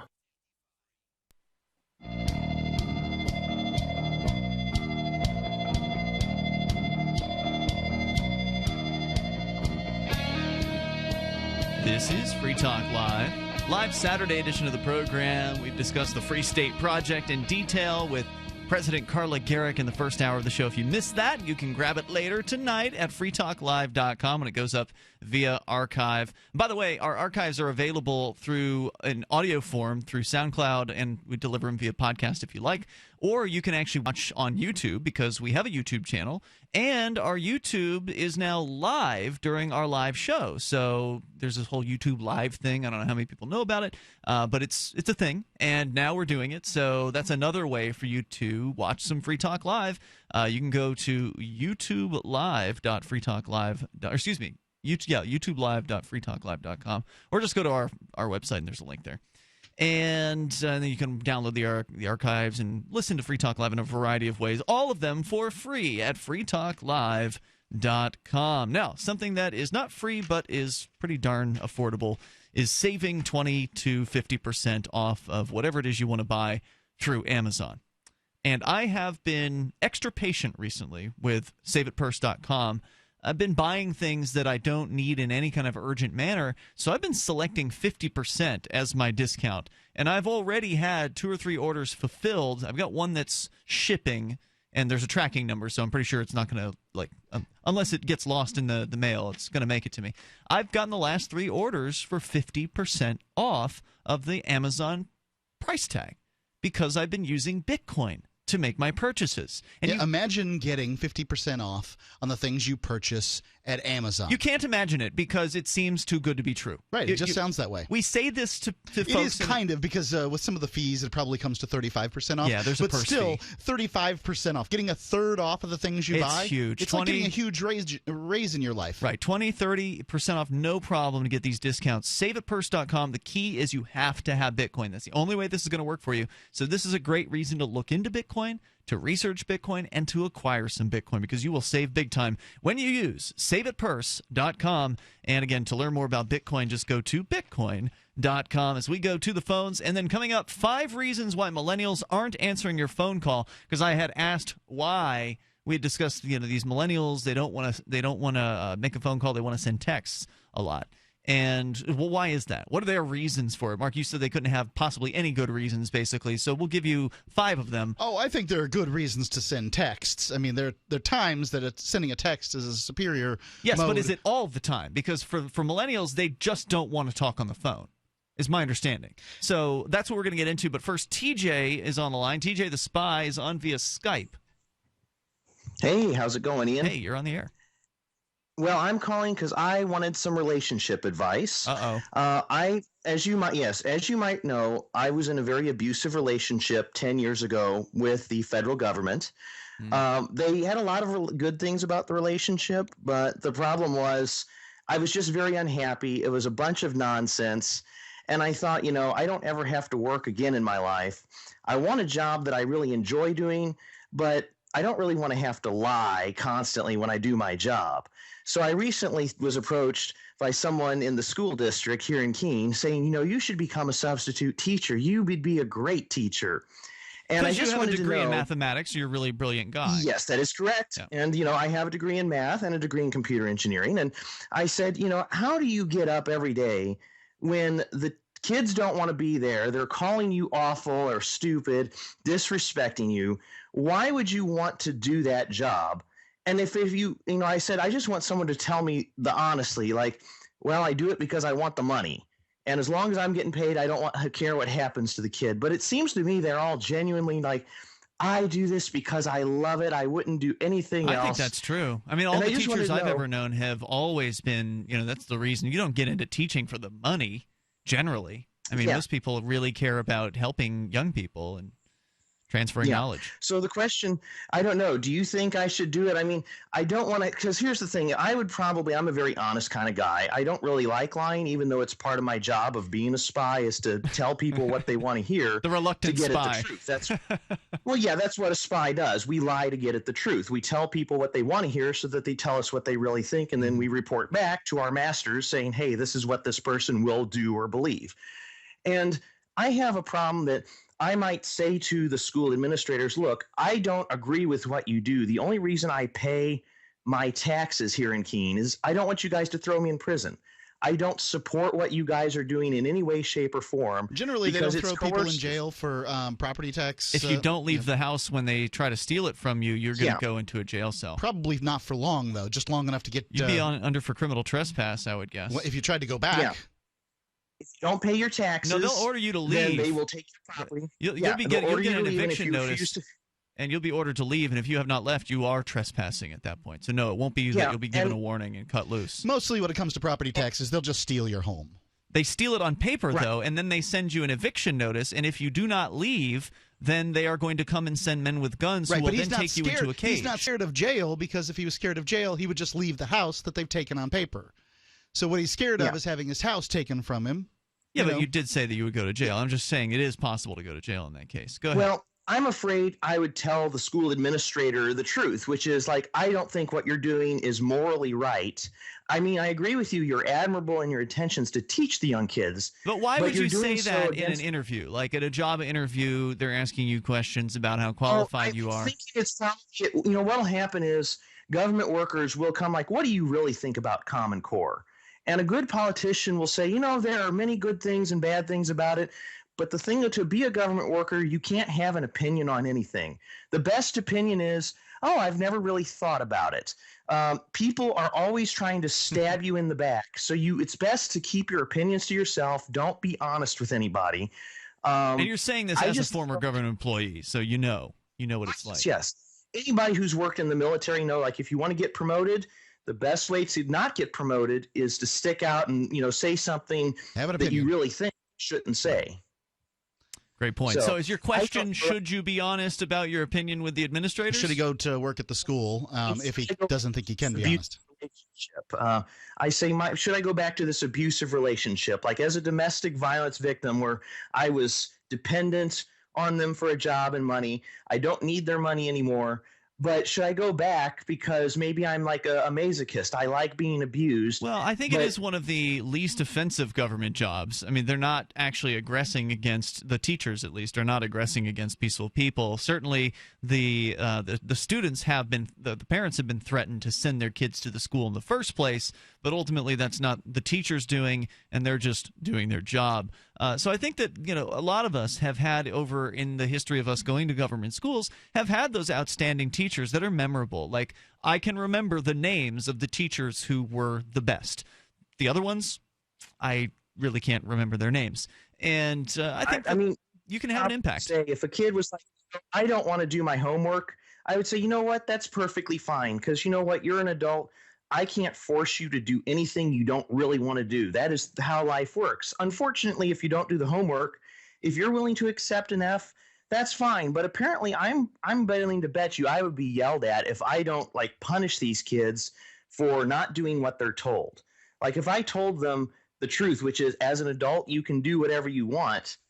I think that they would probably get really mad and say, don't you know you're supposed to discipline these kids if they don't obey you? Well, wait a second. As an adult, I can choose to play a game of soccer, and if I play that game of soccer and I, turn around and score points on my own team, that doesn't mean that somehow I should be given a pass and that the points should go on the other scoreboard or anything like that. If you're a student, you can choose to do the homework, and if you choose to do the homework, the consequences of your actions, among other things, is an F, right? Right. That's not punishment. That's reality. If you walk out in the middle of the street without looking both ways, you're not being punished by being run over. Those are just the consequences of your actions. TJ, good luck with the decision. Thanks for calling and asking tonight. And maybe some of our listeners have some insight here. Perhaps you have had the similar question. You were considering getting a government job, not just as a teacher, but getting a government job. Can you re-enter or can you enter into a relationship like that? I think that there are a lot of people who would bristle at it. I certainly wouldn't want to work for the state. I think there are a lot of ugly things about it. I think you can help people as a teacher. I think you can. Yeah, right. So toll-free number 855-450-FREE, 855-450-3733. It's Free Talk Live. Every once in a while, you get information that's worth changing your life for. This is one such time. You can save up to and beyond 25% on all purchases at Amazon. You probably heard of Bitcoin and just not thought much about it. You certainly know that you can get competitive pricing at Amazon, but now you can get a 25% discount on nearly everything you need to live. I've just given you a huge raise, and all you have to do is claim it. You go to saveitpurse.com and open an account. Do this right now. Don't wait. Then you fund the account with Bitcoin. You can buy them through expresscoin.com with a check or money order. There are other ways to get Bitcoin, but that's fast, safe, and easy. This information is worth you changing the way you do things. Go to saveitpurse.com right now, get signed up, and cash in on the huge raise I'm offering you. 15 to 25% off of everything at Amazon through saveitpurse.com. It's saveatpurse.com. For over 5 years, you've been hearing about the Berkey guy, so you may know a few things about him. For example, you are well aware of the superior quality and effectiveness of Berkey water filters and accessories. But did you know the Berkeys have had independent lab tests done to prove just how effective they are? It's true, and he can email you the test results. Just visit goberkey.com. You may also know that the Berkey Guy has helped tens of thousands of people get better prepared. Now here's something you may not know. GoBerkey.com has amazing specials and deals all the time on a wide variety of survival and preparedness products. Most ready to ship same day. Visit the Berkey Guy at GoBerkey.com and be sure to click the red Products on Sale Now button. You can always call toll-free 877-886-3653. Again, that's 877-886-3653. GoBerkey.com, home of the Berkey Guy. According to members of the 1998 University of Virginia graduating class, Governor Jim Gilmore's commencement speech to them continues to be a deep well of wisdom and guidance even 15 years after it was delivered. Classmates confirmed that while friends at other universities heard from such figures as Jimmy Carter, Kurt Vonnegut, and the Dalai Lama, the inspirational words of Virginia's 68th governor continues to profoundly inform their lives and actions. Whenever I face a dark moment in my life, I just think back to Governor Gilmore's speech, and it almost instantly puts things back into perspective. It's like he said, go forward and be successful and achieve your hopes and dreams and aspirations. All I can say is I hope I've lived up to that incredible lesson. And in local news, a 5-year-old figures he has about a year left of peeing at urinals with his pants all the way down. In other news, using the amount of toothpaste shown in commercials is a disgusting experience. A grizzled proofreader has seen it written both ways, and a cackling Warren Buffett burns his entire fortune in front of the nation.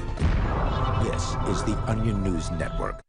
You can listen to Free Talk Live on the radio, podcast, satellite, webcam, and our live streams. But did you know you can listen to Free Talk Live from any phone, anywhere?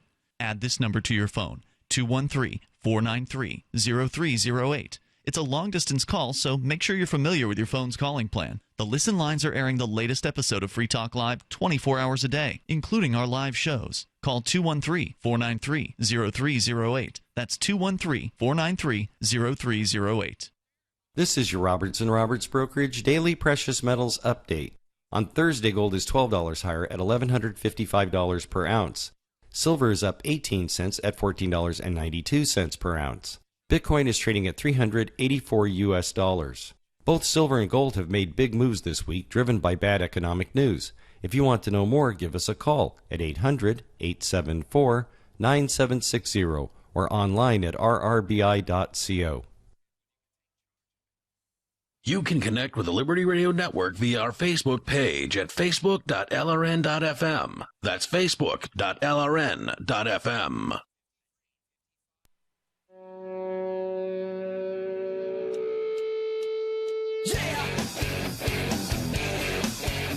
This is Free Talk Live, and it's the live Saturday show.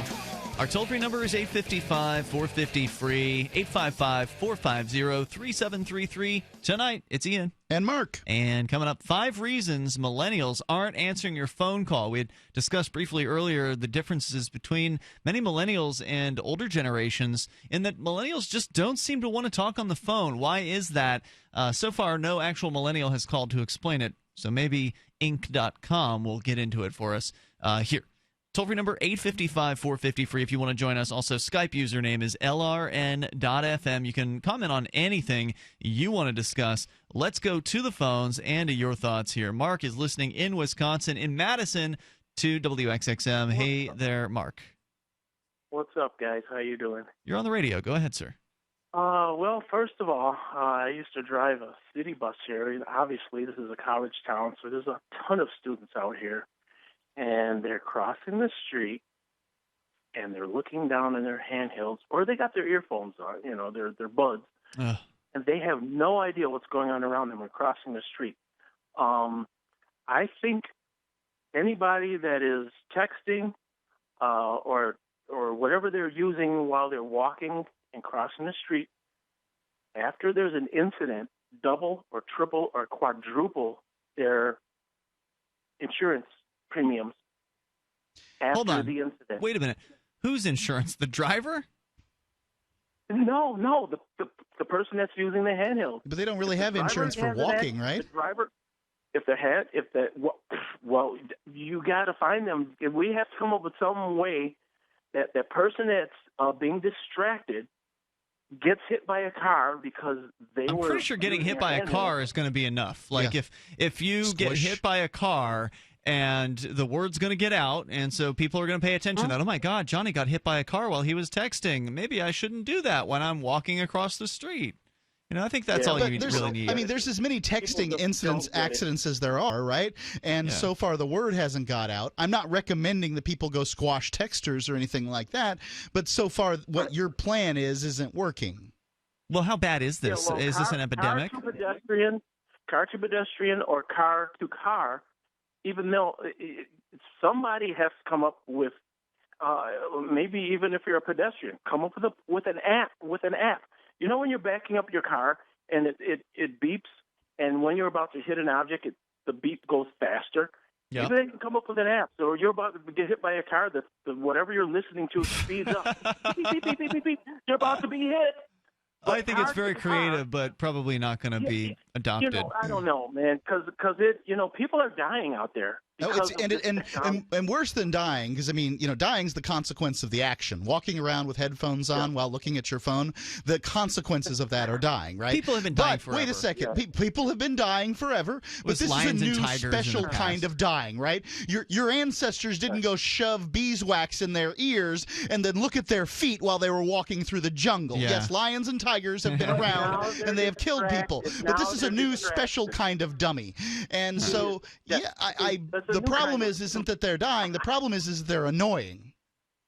Yes, it's a new kind of stupid. Mark, thanks for your call, man. I appreciate you dialing in here tonight. Toll-free number is 855-450-FREE, 855-450-3733. This actually came up at a state house hearing recently where I got in some hot water because I told a sex joke in front of the State House Transportation Committee as they were looking at the issue of these. There's a cell phone ban in New Hampshire, which is sad to say, but unfortunately it passed a couple of years ago or like a year ago or whatever. And it's now illegal to drive and talk on the phone with like your hand held up to your head, and there's several other provisions that restrict it even when it's like on your dashboard. But what I wanted to point out, though, was the proposal was I believe, going to make it a secondary offense. Meaning that somebody who was on their phone, they wouldn't be able to be pulled over for that. So the police would have to pull you over for something else, like speeding. And then if you were on your phone, then they could ticket you for that as well. I don't think it ultimately went forward, but the discussion happened. And one of the things I pointed out in this public hearing was I happen to have a window to the world. I watch people driving when I'm in my office during the daytime making phone calls. So I see people as they are pulling up to a stop sign and going through it. And I see a lot of people of different ages, a lot of people on their phones. So even though it's illegal, even though there's a $100 fine or whatever it is, I don't know what the fine is, but there's some sort of fine. It's not changing anything. And even though you can get pulled over for it, it has changed something, Mark. What it has changed is now people are using their phone in their lap. Yeah, so they're looking further down. Straight down. So like before, if I needed to make a phone call and I was driving somewhere, I would hold my phone up above my steering wheel. That way I could still sort of know what's happening on the road, at least to some extent. Right, that's there inside your range of vision. Exactly. That way I would have that awareness. Now that is gone from people because some of them are afraid of being caught being on the phone, so they hold the phone in their lap as they are driving at stop signs and things like that. And I ended up making a joke about only two things you can really be doing if you're looking down at your lap while you're driving, and the other thing being, self-pleasuring. And it turns out that they don't like it when you make sex jokes at the state house. So I got gavelled and yelled at, but there were at least a couple of state reps who laughed, which indicates they probably have done that with themselves while they were driving. That seems like a really bad idea. Or they've got a sense of humor. Either way. Toll-free number is 855-450-FREE. Are you saying you haven't done that, Mark? I have not done that. Let's go to Bo. He's in Florida. Bo, you're on Free Talk Live with Ian and Mark on Saturday night. Hey, so I just wanted to call and say I think TJ would be a great teacher, and I think he ought to go ahead and go forth with that. And if anything, if he does happen to get a job or get past the whole interview stage, I'd say be, as honest as possible. I don't think he should. I mean, if asked, I wouldn't necessarily come right out and be like, I want to defund everything, but if asked, be completely honest. And I think some teachers would actually be inspired by the truth. Even if it's not a truth to them, it's the truth coming out of his mouth. He feels, he's strong in saying that. I think he should, and I don't see any problem really with taking a government job. At the very least, it'll be an interesting story. If he doesn't make it through the rigmarole of the application process or the interview, then at least he'll know why, and it won't. He won't have been speculating. He'll have the actual experience. But I recognize this voice. This is Bo Davis, who is the editor of Derek J's Victimless Crime Spree at victimlesscrimespree.com, and also of the 101 Reasons Liberty Lives in New Hampshire, which I think now more so than ever is a very important documentary to be getting out to people, and folks can go and watch that at 101reasonsfilm.com. But Bo, you are a video professional. That's what you do. What would happen if the police department came to you and said, sort of like with our earlier caller, they wanted him to design an app? What if the cops wanted you, who, you've probably smoked a little bit of cannabis here and there in your life, what if they wanted you to make an anti-drug war or like an anti-drug promo that they could run on television? Would you take that job? Well, I think I'd take a similar position to what I've heard repeated, is that, go ahead and take it, make some money. It's already stolen money, first of all. So reclaim it and throw a monkey wrench in the system.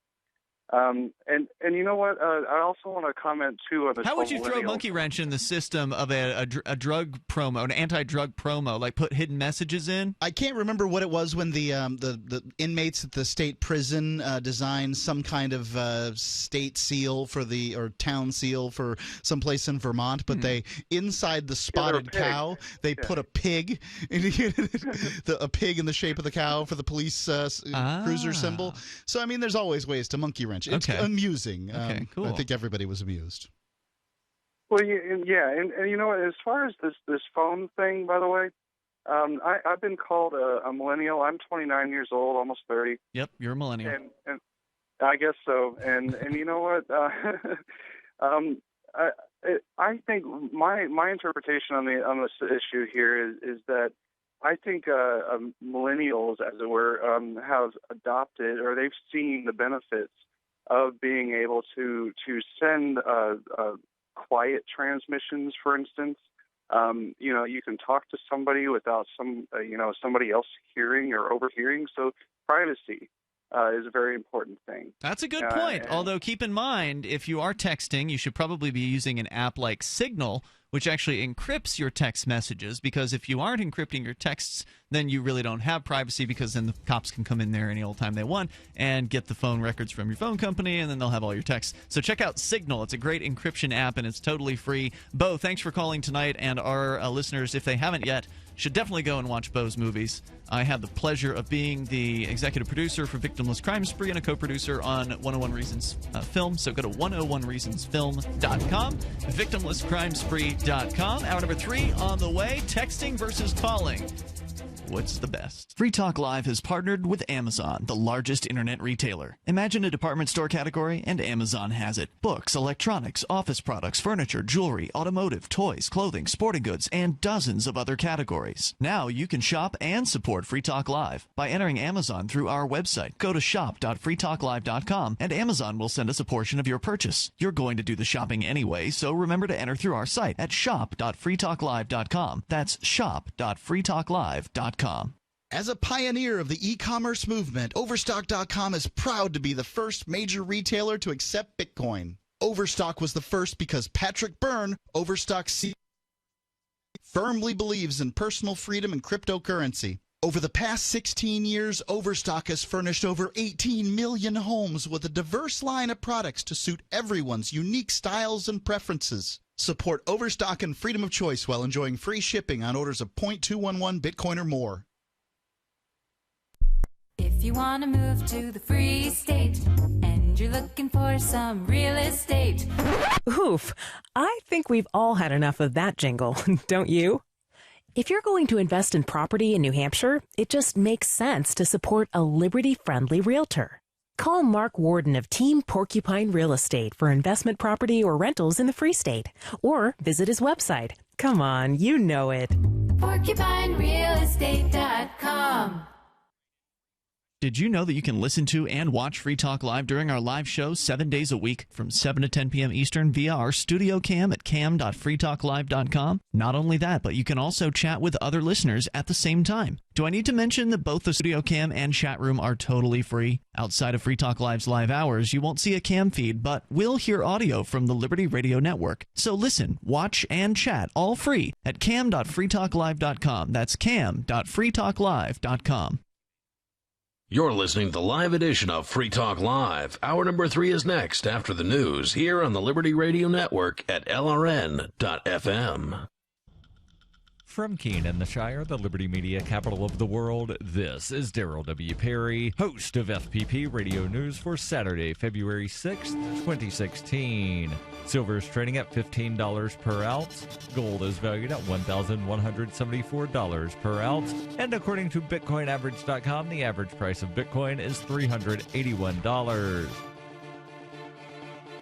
Antiwar.com reports after last year's leadership split and some bloody fighting, a January ceasefire among Afghan Taliban figures raised some hope among commanders for a compromise. The most recent reports are that the Taliban are reunifying. After Mullah Omar's death went public, Mullah Mansour was elected as his successor in a vote which was said to be unanimous, but which Taliban commanders felt was rushed and happened without debate. In the months that followed, a rival faction emerged around Mullah Rasul, who was backed by Mullah Omar's son. Ironically, a lot of the commanders who were backing Rasul are now back behind Mullah Mansour, and by and large have not demanded any changes in return for coming back on board. Though Mullah Rasul himself hasn't returned, some Taliban figures say they believe it'll happen in the near term. A full Taliban rapprochement could bring peace talks back to the table, as Pakistan had brokered some preliminary talks before, only to see them crumble when the Afghan government leaked Mullah Omar's death to the public, and the Taliban was no longer united enough to make credible offers.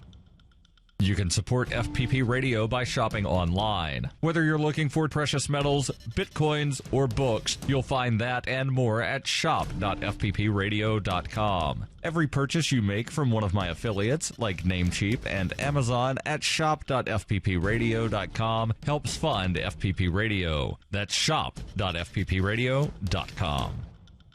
UPI reports millions of Americans are at risk for a shortfall in their retirement funding due to student loans, according to a new study. The study asked the question, will the explosion of student debt widen the retirement gap? Researchers with the Center for Retirement Research at Boston College found student loan debt chips away at the ability to prepare for a comfortable retirement. Some 52% of Americans are at risk of a shortfall in retirement based on data that includes a student debt load of $18,000. If that student debt load is raised to $31,000, the average for many borrowers today, some 56% of Americans will feel the pinch at retirement, according to the study. Researchers said the bottom line is that college costs should be included in broader policy discussions over how to improve financial security. If today's working-age households had the same level of student debt as those recently leaving college, an additional 4.6% of households would be at risk of having inadequate income in retirement. With outstanding student loan debt reaching a staggering $1.3 trillion and about $103 billion of that in default, student loan debt has become a national crisis. It has been well documented that student borrowers who recently left school struggle to repay loans due to under or unemployment. This new study shows paying down loans has continuing aftershocks well into retirement. The study, based on 2013 data, also shows student borrowing reduces the rate of home ownership and home value, thus creating less home equity by retirement age. For nearly 40 years, Roberts & Roberts Brokerage has been a trusted source for buying and selling precious metals like gold and silver. They also take Bitcoin for precious metal purchases and have permanently removed the minimum purchase amount for all orders paid in the digital currency. Call Roberts & Roberts today for knowledgeable advice on buying and selling precious metals and a forward-thinking approach to new technologies. 800-874-9760 or visit online at rrbi.co.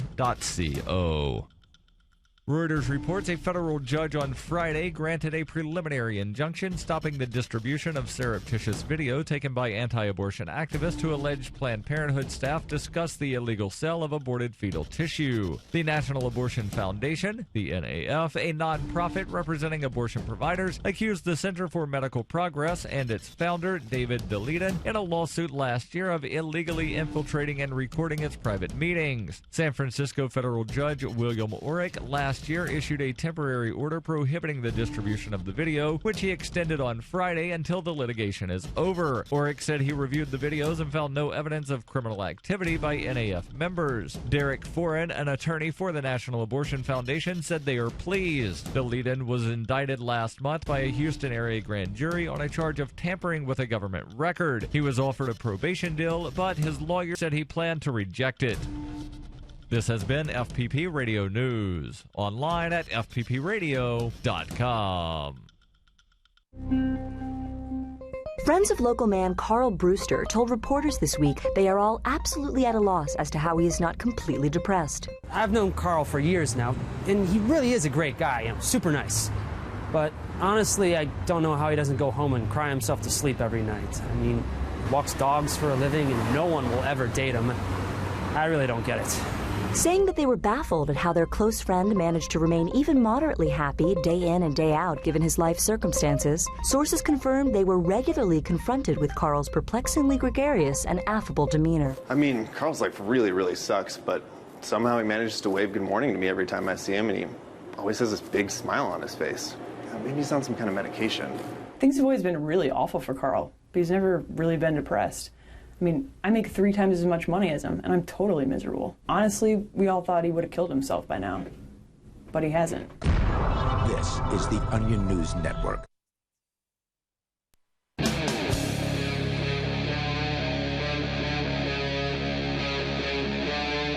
Free Talk Live.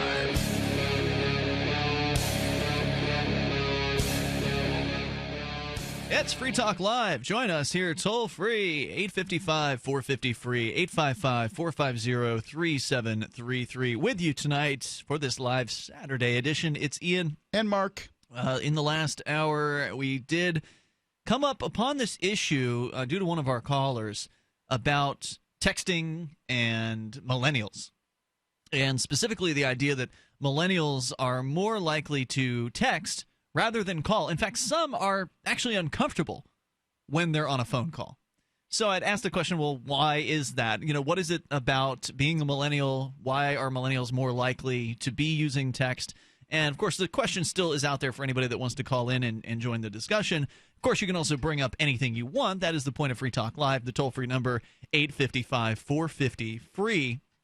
But I have a story here from Inc.com, and it's relatively recent. This was published late 2015 by Ryan Jenkins. The 5 reasons millennials aren't answering your phone calls. He says you shouldn't be surprised that millennials won't answer the phone. However, their excuses might surprise you.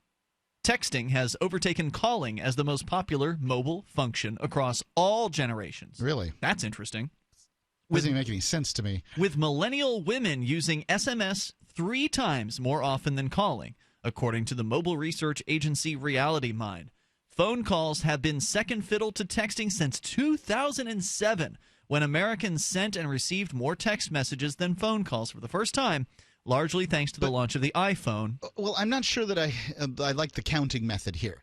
So it's, in many cases, can take you 3 or 4 or 5 texts, and that means you have to double that because there's another person sending them back. Sure. Just to get a message across, because it's such an inefficient form of communication. That's a good point. Ways. If you're talking with one person for an hour via text and there are, 300 texts that were sent, does that count as one conversation? No, not by this or 300? Thing. Well, we don't know, Mark. You haven't read the study. You haven't gone to Reality Mind's websites. You really they were don't just know. Saying, they were just talking about the what's sent.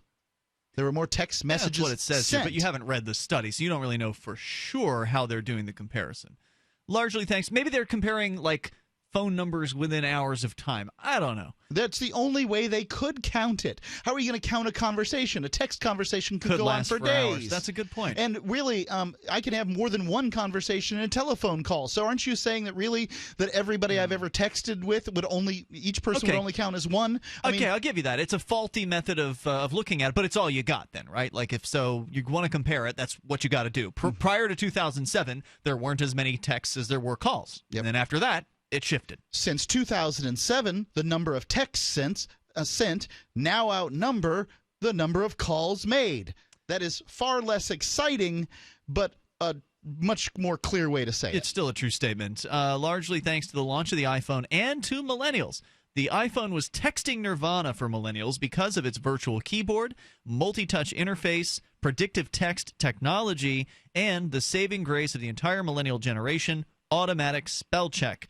And I know that, Mark, you have bristled at this on-screen keyboard for quite a while. I don't like them. I believe you've finally been forced to get one based on the fact that they just barely make these phones with a flip-out keyboard anymore, right? If you want the good phones, you can't have the slide-out keyboard anymore. With texting being the universal go-to mobile function, why are so many managers still frustrated with millennials not answering their phones? Says, let me help put one final nail in the millennial phone call coffin. The reason millennials won't answer your phone call is because it's unproductive. Or excuse me, it says here it's unproductive. More specifically, a phone call is, number one, distracting. Calls can sever focus, disrupt workflow, and draw people away from crucial projects. As if texts don't. Texting allows users to respond at a convenient time between tasks. That much is true if that's what they do. But in fact, what the way texts are employed is you better respond to my text right away. And if you don't, then at this point, then I have to get back on task after I send the text, and then another one comes, and then I'm off task again, and then I'm back on task, I'm off task. So this advocation for text here is pretty faulty as far as I'm concerned. I'm going to agree with you on that, Mark. And I kind of straddle the line to some extent between millennial and Generation X. I don't care about millennial and not millennial. I mean, there's been studies that have shown millennials are the most useless generation in America and all that other stuff. And millennials, I don't know if that's true. There's only been studies. I didn't say it was true, but this is what I'm talking about is pro-texters and anti-texters. I'm sort of the opinion that texting is the right thing to do. Maybe 10% of the times, and other times that picking up the phone probably makes sense. However, the people that are sort of anti-phone call won't give you that 10%. They won't say that, sometimes you just got to pick up the telephone and talk to people. They don't say that. What they say, in fact, is that, they'll make all kinds of excuses, and then it comes down to, what, sometimes I hyperventilate when I think about talking on the telephone. I'm a kind of a scaredy cat. Number 2 on the list of 5 reasons millennials aren't answering your phone call, presumptuous. Calls presume that the person you're calling should drop everything and adhere to your agenda. Texting, like email, is passive communication that doesn't presume a real-time interaction. Now, it is certainly true that you have to, once you're on the call, interact in real time, but you can always ignore a call, right? Like that's why they have the ignore button on the phones, or you just let it ring. Then you can check the messages and get back to it at a later time. It is presumptive. I concur with what they're saying. It's presumptive. Here's another presumption I make. If I have a close enough personal relationship with you, be it your boss, your parent, your mother, your brother, your sister, then I have reached into the realm of I can presume to call you, and you can presume to pick up your phone, especially if I'm paying for it. What are you paying for exactly? Well, a lot of parents can't get their kid to answer the phone. Oh, the phone. Okay. That they're paying for. Okay. I thought you meant you were paying your phone bill. Here, ladies and gentlemen of America, here's how you stop this little problem. You tell them, you little brat, if you don't answer my phone call, I'm going to turn off your phone. You're going to pay for it yourself. Have you encountered this with Jack, your 7-year-old son? No, he doesn't have a phone. I mean, he's a lot of people would tablet. A lot of people would give their kids a phone, I think, by that age. What's he going to do with it? Call mama? Well, he doesn't go to government school, so he's probably home with you guys a lot of the time. But, if he's out and about at a friend's house or something like that, a lot of parents are worried and they want to be able to call their kid. That would be the reason that he would get a phone is when he spends more time out. But, at this point, it's not necessary. How old do you think he'll need to be before he'll have I don't have a time frame for it. It doesn't. The maturity thing, you think? Well, the maturity thing is he doesn't drop it in a toilet. I mean... Number 3.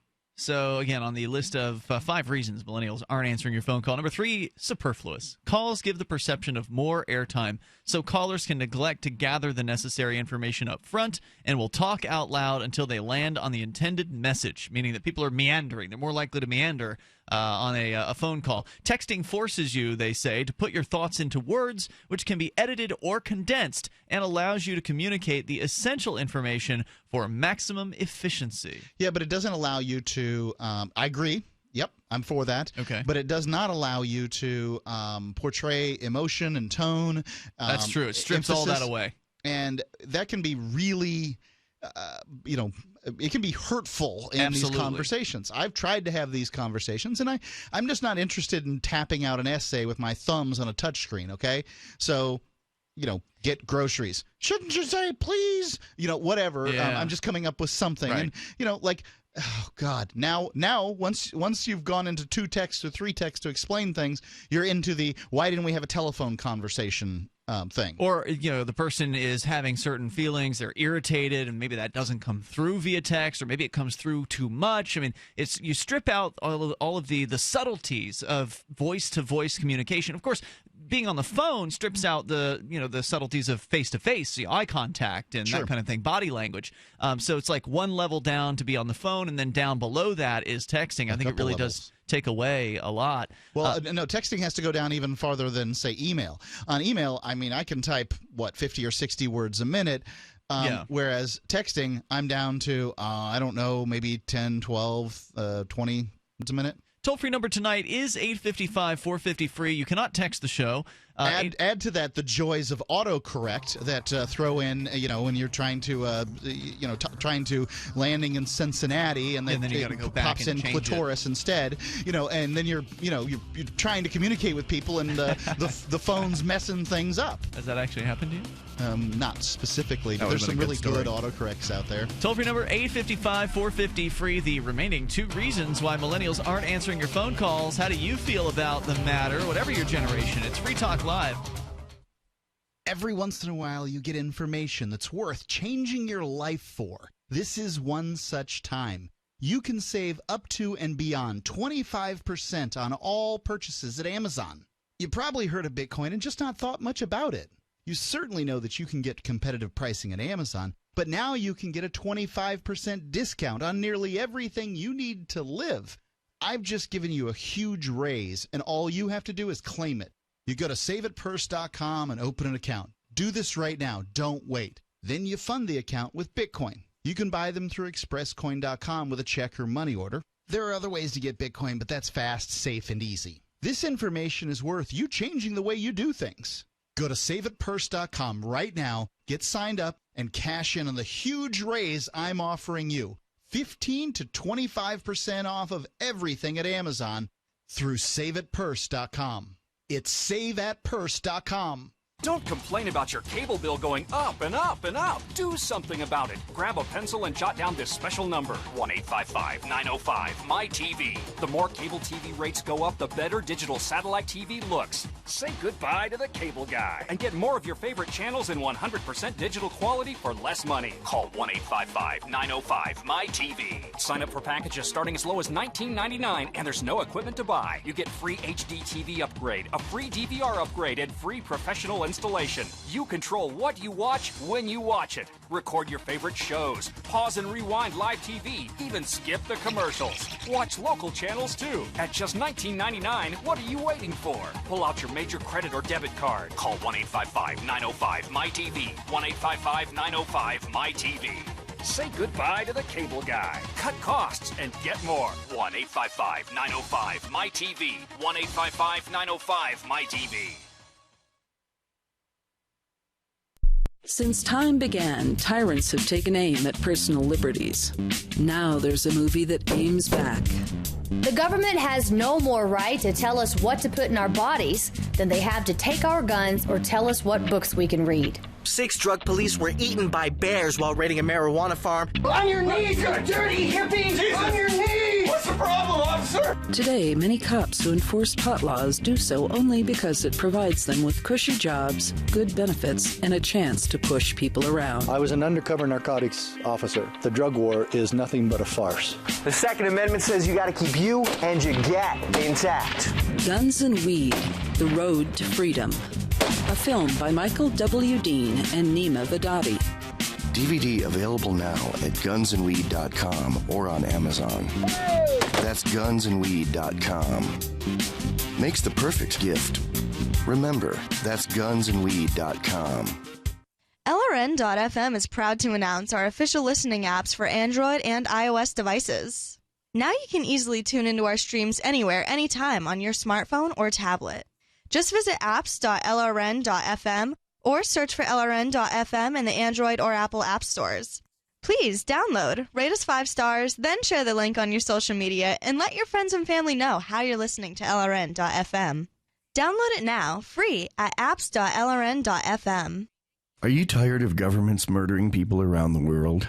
Stop using their money. There is an alternative.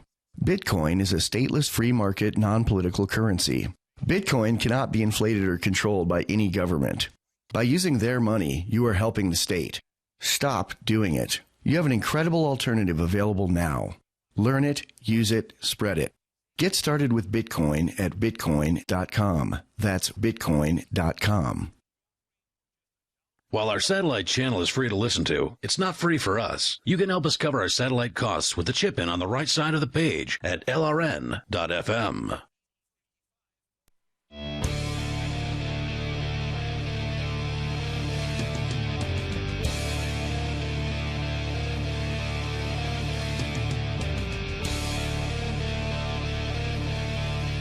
This is Free Talk Live, and you can join us here toll-free at 855-450-FREE. Why is it that millennials aren't answering your phone call? Are they actually afraid, some of them, of being on the phone? Mark, you say that's true about some.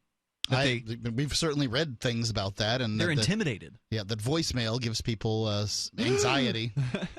So we've been through the first 3 of these reasons, just that the phone call can be distracting, that it can distract you from other tasks, as though texts don't. Presumptuous to take a phone call, that the presumption is that you aren't busy and you should just be able to answer the person's call, and that it's superfluous. The person on the phone has more time, so they can meander about and not get to the point. Okay, let's continue on here. And if you want to share your thoughts, 855-450-FREE, 855-450-3733. And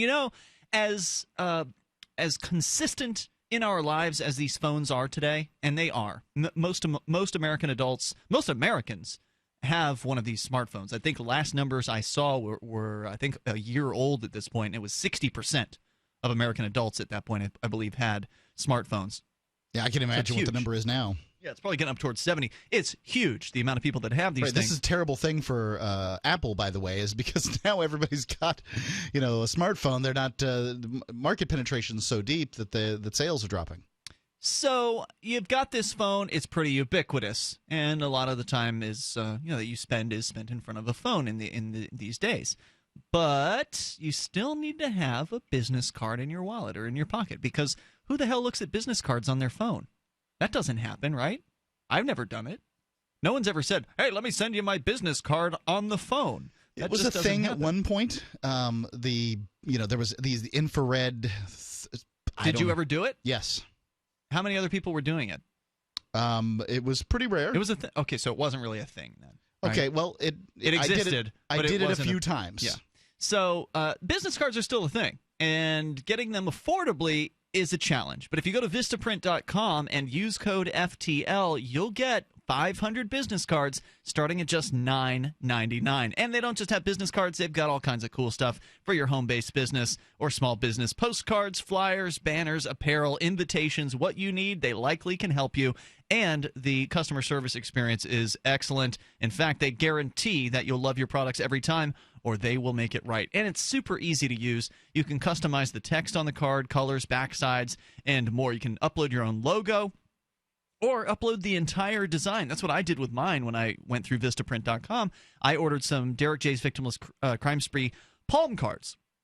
which are basically like a full-color promo card for Derek J's Victimless Crime Spree. And now I've got those. I'm going to be bringing them to the Liberty Forum here in a couple weeks. That way I can put them into people's hands and promote the movie. So Vistaprint made that possible for me, and they can make promoting your business possible for you. Go to Vistaprint.com. Whether you need business cards for a brand new business that you're just now creating or something you've had for a while and you need some more, 500 business cards starting at just $9.99. Of course, you can upgrade and get quality, thicker stock or better finish like metallic or spot gloss or raised print. But it's a heck of a deal. 500 business cards for $9.99 using code FTL at Vistaprint.com. Number 4 on the list of reasons millennials aren't answering your phone call from Inc.com, INC.com, is that it's ineffective, they say. Missed calls result in phone tag, a supremely idiotic and unnecessary game in an age of bountiful communication alternatives. If a picture is worth 1,000 words, is an emoji, that's a little smiley face, worth 500 words. Texting is effective and efficient, say they. 90% of all SMS text messages are read within 3 minutes. So they say it's ineffective to call because you're always bouncing around, leaving messages, and playing phone tag. And a lot of people, I think, could agree that phone tag is annoying. Phone tag's pretty annoying. You can attempt to make a phone call, which is, in my opinion, the superior form of communication. And then if that fails, you can send some kind of written message rather than giving the person an annoying voicemail. I'm willing to say that... Don't do both. Don't leave the voicemail and then text. Well, that's like cross-media pestering, and Holland Cook says that's bad. I don't care. You'll do that crap? Yeah, I'll absolutely do that. Wow. If I need to get a hold of somebody, I don't mind cross-media pestering them if that's what needs to happen. Yes. Well, if like somebody's dying or whatever and you need to urgently get a message, then it makes sense in certain circumstances. But if you just want someone to return your call, you don't want to cross-media pester. Yeah, I prefer leaving an email or sending a text if if I have to leave a message. I think they're preferable to voicemails sometimes, but voicemails, they're hard to retrieve. I find them annoying. Yeah, I've got this Google Voice app, which I can't really complain about because it's free. But every time, I don't know if it does this on other people's phones, but I suspect it does because it's done it on multiple phones of mine. When I press the play button, it just stops at 1 second, and then I have to press the play button like 2 or 3 more times sometimes before it'll actually play the message. It's super annoying for me to play back voicemail messages, but I pay for the service, so what can I do? Number 5 on the list of reasons why millennials aren't answering your calls. It's time-consuming, they say. The time cost of a quick 5-minute call could exceed 20 minutes. Including the salutations, pleasantries, small talk, goodbyes, and the time that it takes to refocus on the original task, which some experts say can take 23 minutes after a disruption. They say texting limits unnecessary salutations and the exchange of irrelevant information, and the time cost can be as low as a few seconds. So this is people who haven't been taught how to have a conversation. Use telephones, sadly.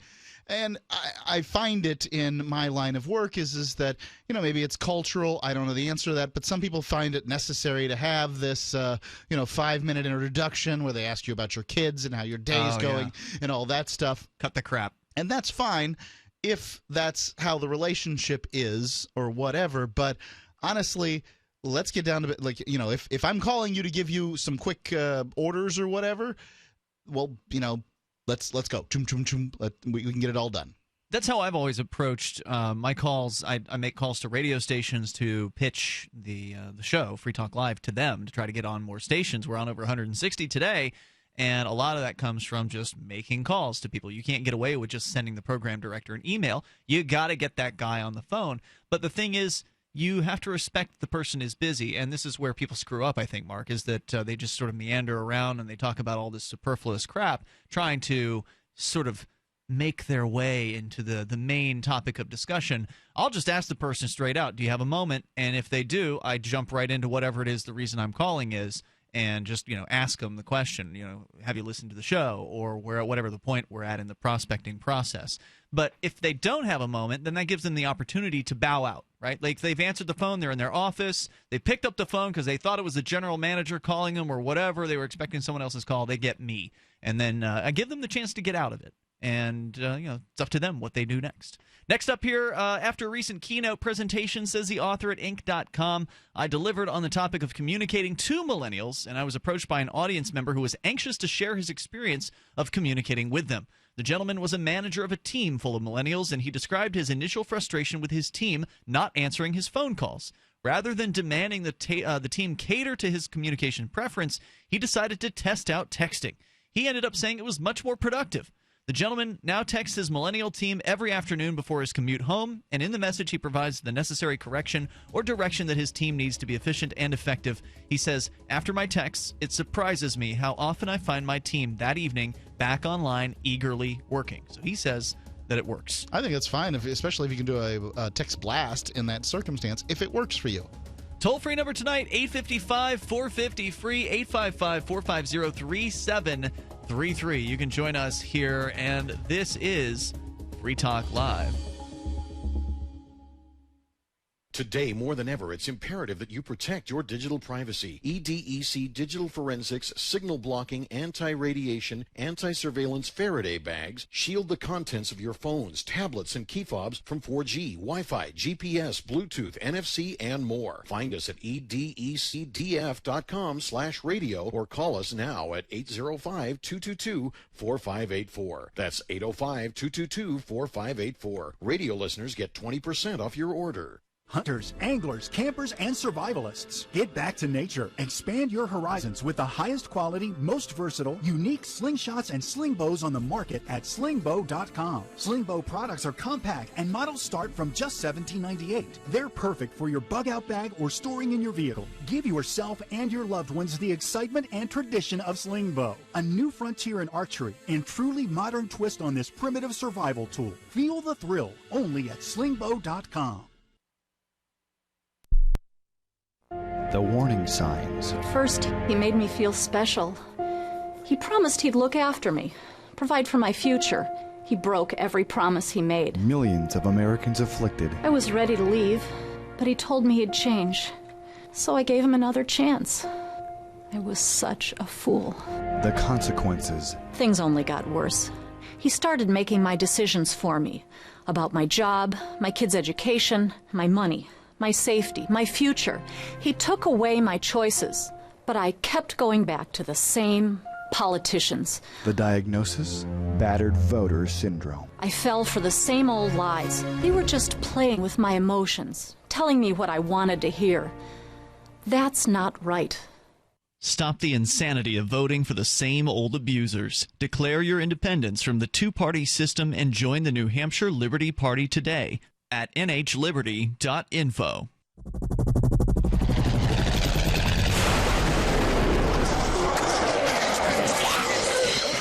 In Survivor Max 2, School Bites, Max must scavenge through a wasteland swarming with the undead. Desperate to find the medicine he needs, he discovers a community of survivors at his former school. Has he finally found the safe haven he's been looking for, or will he discover that school bites?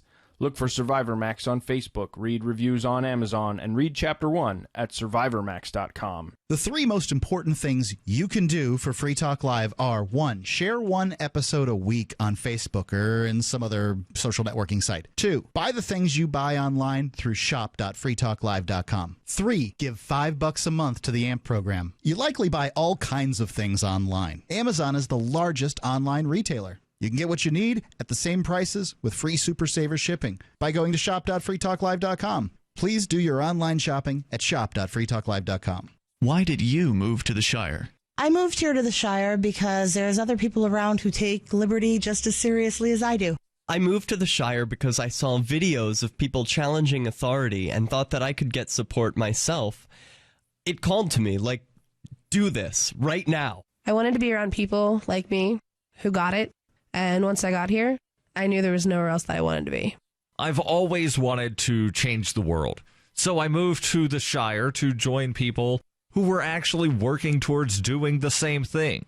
The people here are awesome, loving, and positive. It was for the adventure and for the feeling of something important is happening here. And I just wanted to come to sort of be part of that. Visit ShireSociety.com to read and sign the Shire Society Declaration and learn the reasons why, if you love liberty, you should immigrate to the Shire. Plus, add yourself to the Shire map at ShireSociety.com. That's ShireSociety.com. Help get LRN.FM into more ears. Visit promote.lrn.fm for a free bumper sticker, flyers, banners, graphics, and more. Promote.lrn.fm.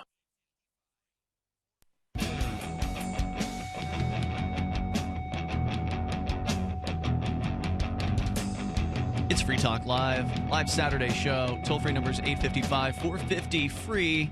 That's 855-450-3733. Maybe you're a millennial and you want to defend not making phone calls. Are you uncomfortable on a phone call, or are there other reasons why you prefer to text? We can still have that discussion if you want. Or maybe you're of the older generations and you're having a tough time dealing with millennials and their distaste for making phone calls. So you're welcome to comment. Also, Skype username is LRN.FM. In other news, tomorrow is the big game.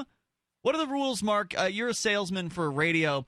Aren't there some rules that say you can't say Super Bowl on the radio during like an advertisement or something? I think you're not allowed to say it during an advertisement. It would seem like an endorsement, like claiming that Free Talk Live is the official radio program of the Super Bowl, which you did not just do. You were giving an example of something that would be inappropriate to say on the radio. I would never say that Free Talk Live is the official radio program of the Super Bowl. Right. No. You would never say that in any sort of legitimate claim form. But a lot of people are going to be paying attention to this game tomorrow. It's a big deal. It's the most popular sports ball game in the entire world. And the commercials, of course, have really kind of overshadowed in a lot of ways the Super Bowl.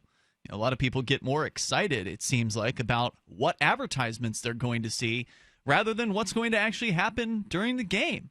It seems that way. I didn't really want to talk about the ads, but just as an aside, there apparently is going to be a protest happening in the San Francisco area, which is where the game is happening tomorrow, by angry Uber drivers. The story coming from Mother Jones. Now, let's keep in mind, Mother Jones in no way attempts to be an unbiased news source. It's kind of a lefty source. But all that said, I got to give Mother Jones some credit.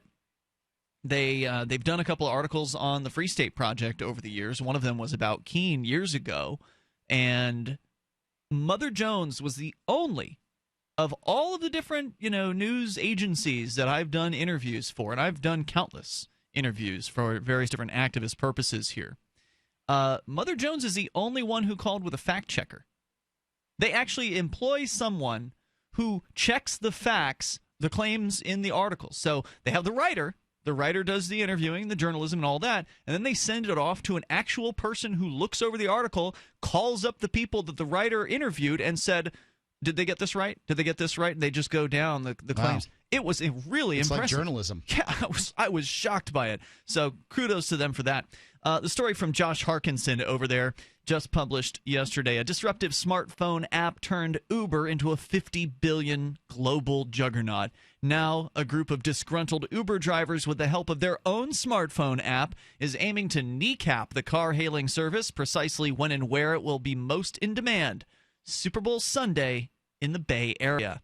For Uber, the stakes are high. The big game is in Santa Clara, about an hour from Uber's San Francisco headquarters. The company has chipped in $250,000 to $500,000 in cash and services to sponsor the Super Bowl host committee, according to courts. In return, it gets to be the first ride-sharing service allowed to access a Super Bowl game. It will even have exclusive pickup and drop-off zones at the stadium, a coup for Uber's marketing department, assuming the company doesn't fall on its face. And that's where Uber's labor problems may come back to haunt it.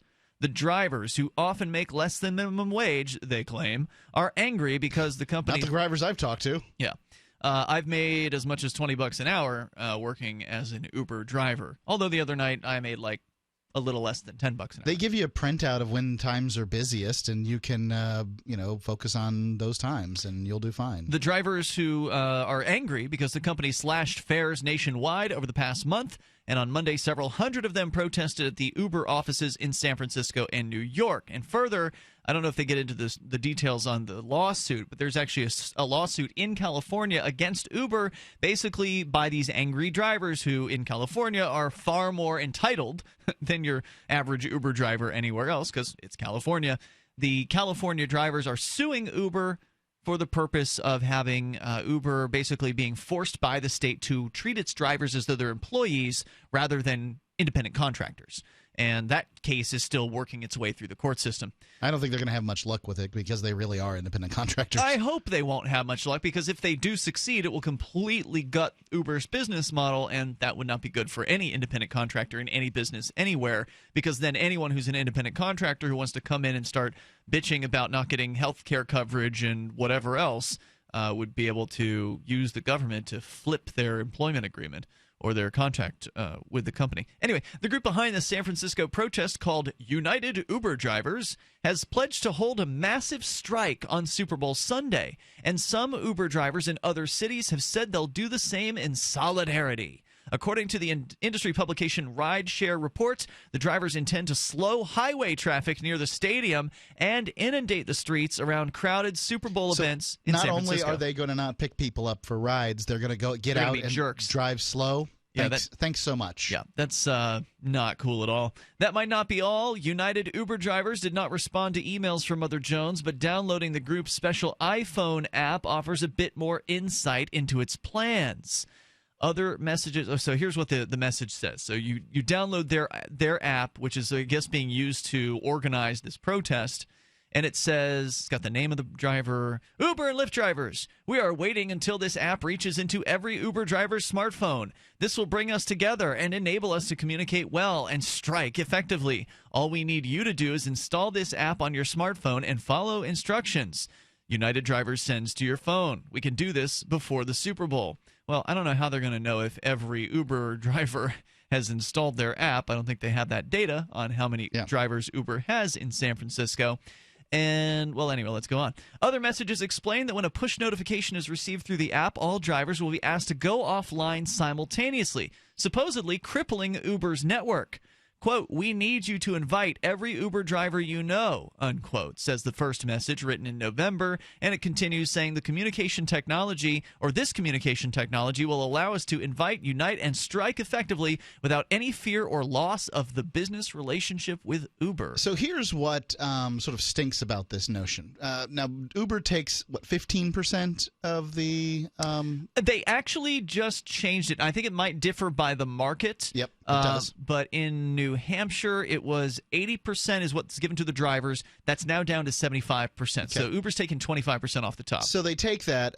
Most of it's being spent on legal costs in order to get better market penetration for more people to be able to drive and get And they're rides. fighting the governments. They're in a lot fighting of lots these of places. governments in these circumstances. So, I mean, what Uber could, anybody can go into competition with Uber and provide better pricing and, better, can they, compensation. Though? Sure they can. Because there are states now who are regulating what are called transportation network companies. This is the problem. Is the new the legal thing is term. that, okay, Uber, Lyft, these companies have to fight so that people can work, contractors can work and do this stuff. Mm-hmm. Sadly, the contractors have to pay for this. The contractors believe that Uber is the enemy.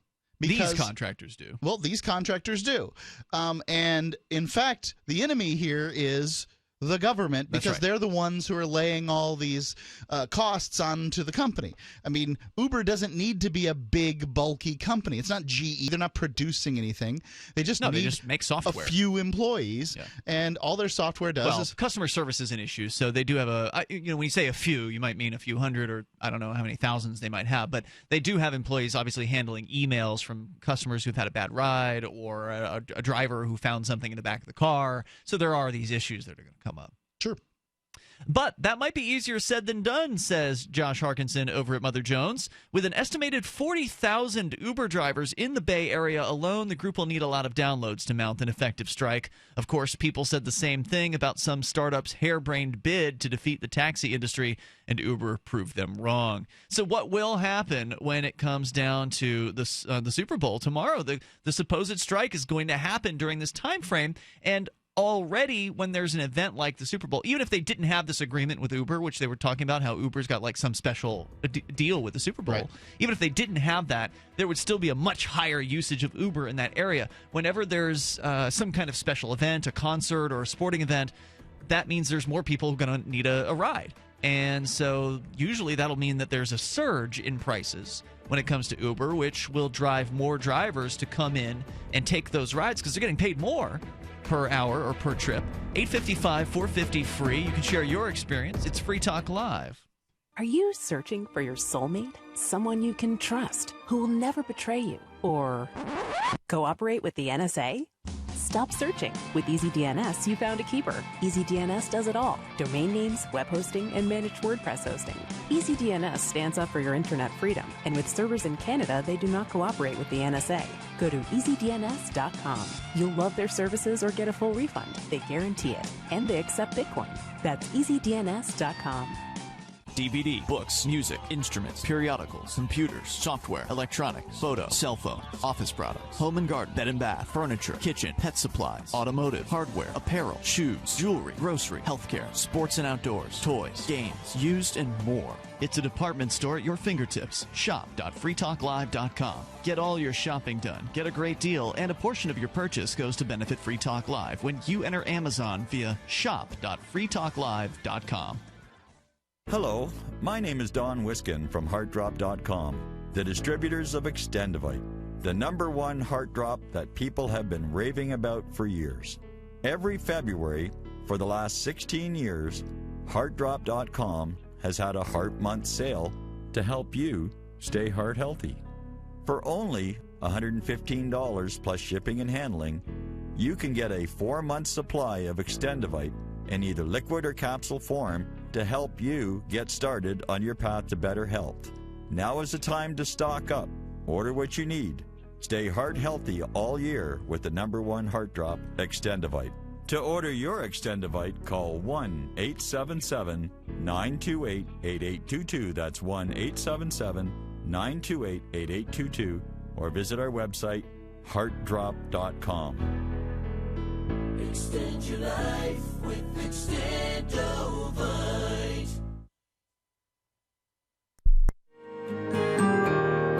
So the protection of life, liberty, and property is what the Free State Project is all about. But it's an effort to move 20,000 people who understand. It's about demonstrating to the entire country that, yeah, we can have a free market, a truly free market. Making it just a freer, great place to live. It's the world's largest voluntarist libertarian community, and it's only getting bigger. That's amazing. To be able to move to a place where other people passionately believe in being free and independent. What the Free State Project is managing to do, though, is to put their money where their mouth is. It's physically getting up across the country and saying, let's go someplace and let's demonstrate the power of these ideas. There's a lot of kind of philosophy that surrounds liberty. There's a lot of thinking about it and talking about it. But here in New Hampshire, people are doing it. 101 Reasons Liberty Lives in New Hampshire, a documentary by Free State Project Early Movers. Watch it free at 101reasonsfilm.com. 101reasonsfilm.com. If you want to know the latest about Free Talk Live before we go on the air, all you need to decide is how you want it delivered. It's your choice. Visit news.freetalklive.com. You can get emailed announcements and participate in contests via our email updates list. Plus, we have a Twitter account that you can follow and a Facebook page where you can become a fan. So visit news.freetalklive.com to get news about Free Talk Live as soon as it's announced and the way you want it delivered at news.freetalklive.com. That's news.freetalklive.com. I love My Magic Mud. I drink a lot of coffee. I had stains on my teeth. Then I found My Magic Mud, and I was told it would remove stains. So I paid attention when I brushed the first time. My Magic Mud is black tooth powder, and the difference it made in my teeth in one application was noticeable. With 4, my teeth were as white as you normal folks out there. Please go to mymagicmud.com and buy a jar. There's 150 applications for $25. You can use Bitcoin, mymagicmud.com. This is the Liberty Radio Network, broadcasting the latest liberty-oriented audio content 24 hours a day at LRN.FM.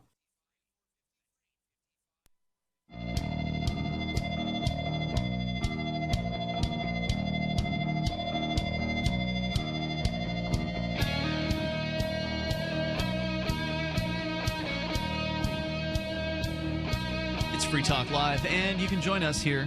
The toll-free number is 855-450-FREE. That's 855-450-3733. Joining you in studio tonight, you've got Ian. And Mark. We've got Skype as well. The Skype username is LRN.FM. And if you're coming out to Manchester in 2 weeks for the Liberty Forum, that's going to be here before you know it. I'm going to have to start making sure I've got everything I need. because it just comes right up on you.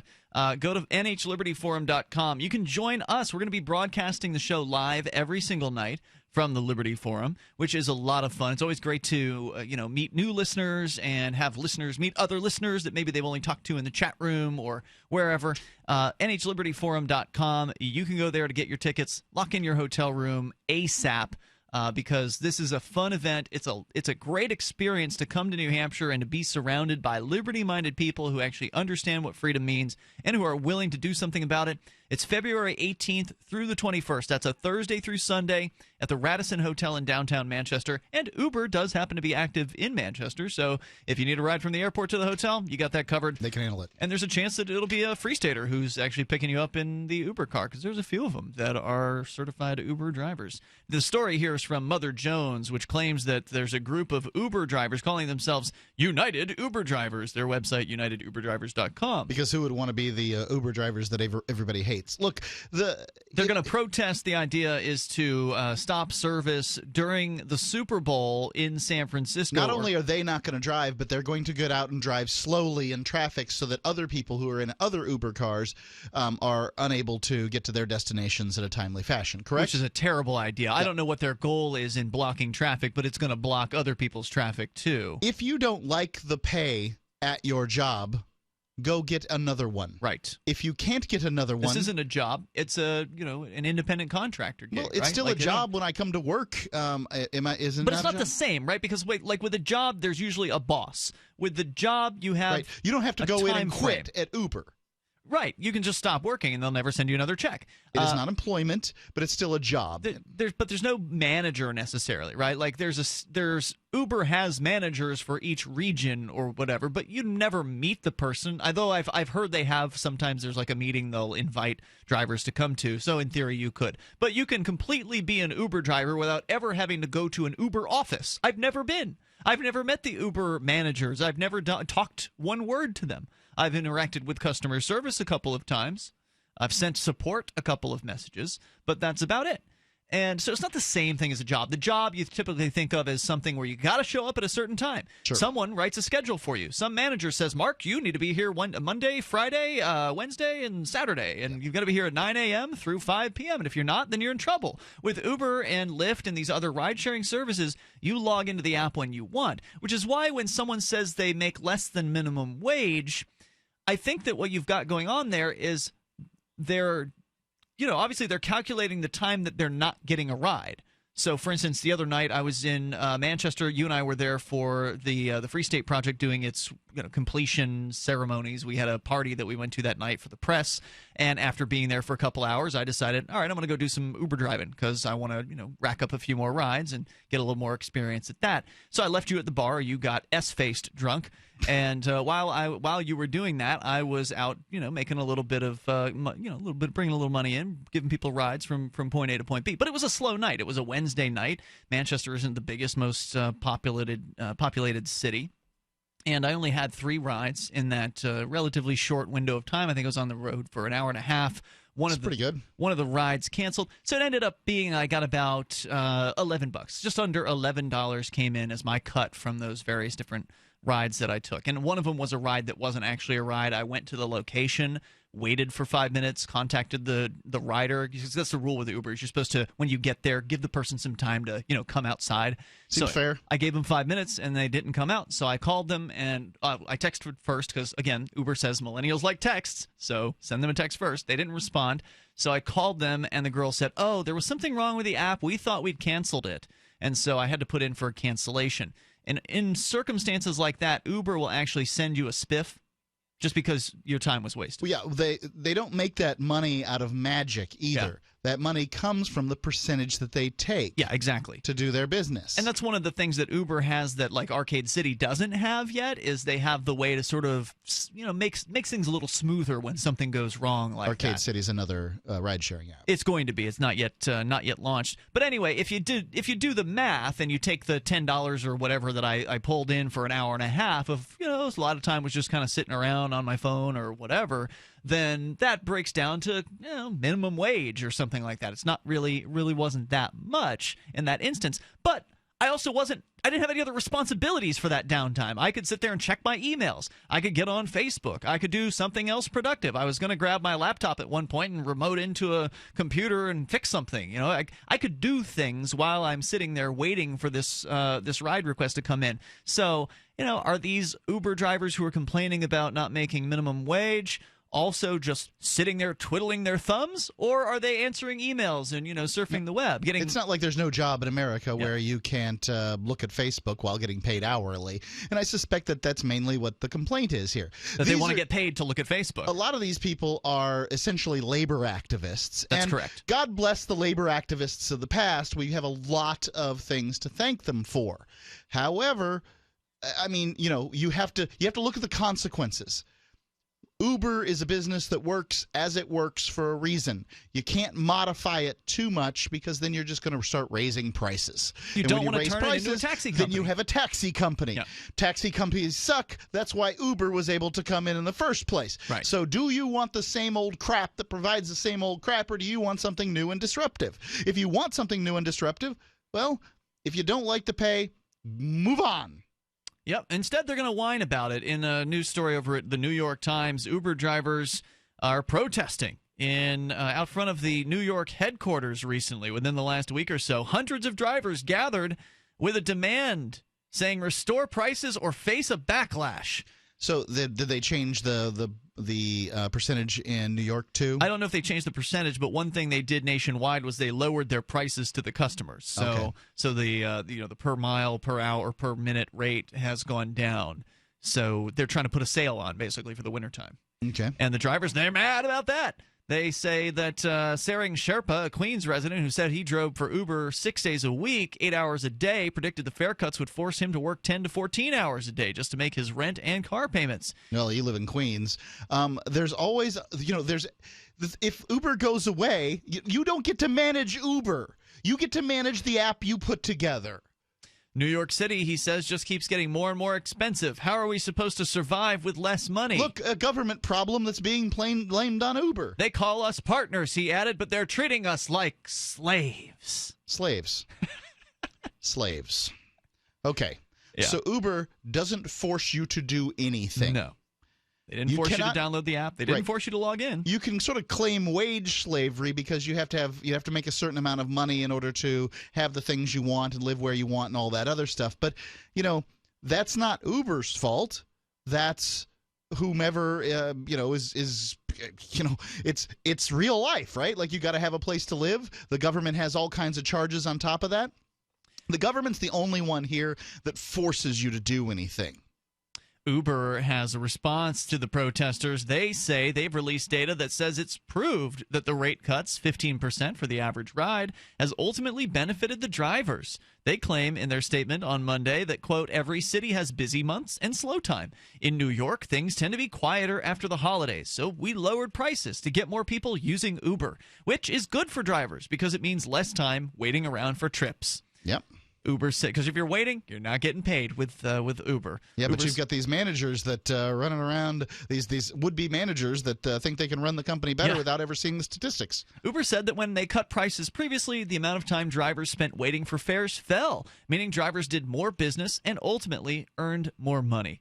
But outside the Uber headquarters in Long Island City, Queens, Bharvari Desai, the executive director of New York Taxi Workers Alliance, a taxi drivers union, said the unilateral move to cut prices didn't take into account the opinions of drivers on whom the company relied.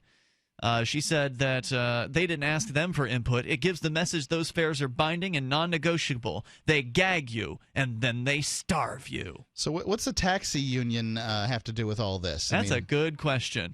What are they up to here? So I think they're trying to hurt Uber, right? Yeah, that's absolutely. Like, let's just get a bunch of people together to sign up for Uber and then be a real pain in the butt. So there you go. That's some news on the Uber front. I'm just fascinated by what they do. They're not a perfect company. You see industry in the state of flux, right. And this is what the marketplace does. I mean, what you don't see is you don't see the state, you don't see governments. They don't. Their feedback mechanisms are entirely different. This shows what happens. Is this creative destruction? the taxi industry is being destroyed. We'll share the story with you, the full story about these whiny Uber drivers on our Facebook and Twitter. We'll see you tomorrow night. freetalklive.com. Anyone can publish on the internet, but not everyone is publishing material suited for online reading. According to the Yahoo Style Guide, it cautions that internet content has a few seconds, 3 or less, to encourage people to read more, to take action, or navigate to another one of your pages. So make it easy for readers to pick and choose. Isn't that the way you poke around online? Use short words, short sentences, short paragraphs, bulleted lists, and short pages. Front load what you write, putting the most important information at the beginning of headlines and paragraphs and sentences. Same goes for your keywords, what someone would likely type into the search box on Yahoo or Google. For more tips on communicating better online or in a job interview or everyday life, hit survivalspeech.com. I'm Holland Cook. This is your Robertson Roberts Brokerage Daily Precious Metals Update.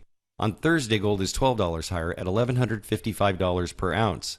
Silver is up 18 cents at $14.92 per ounce.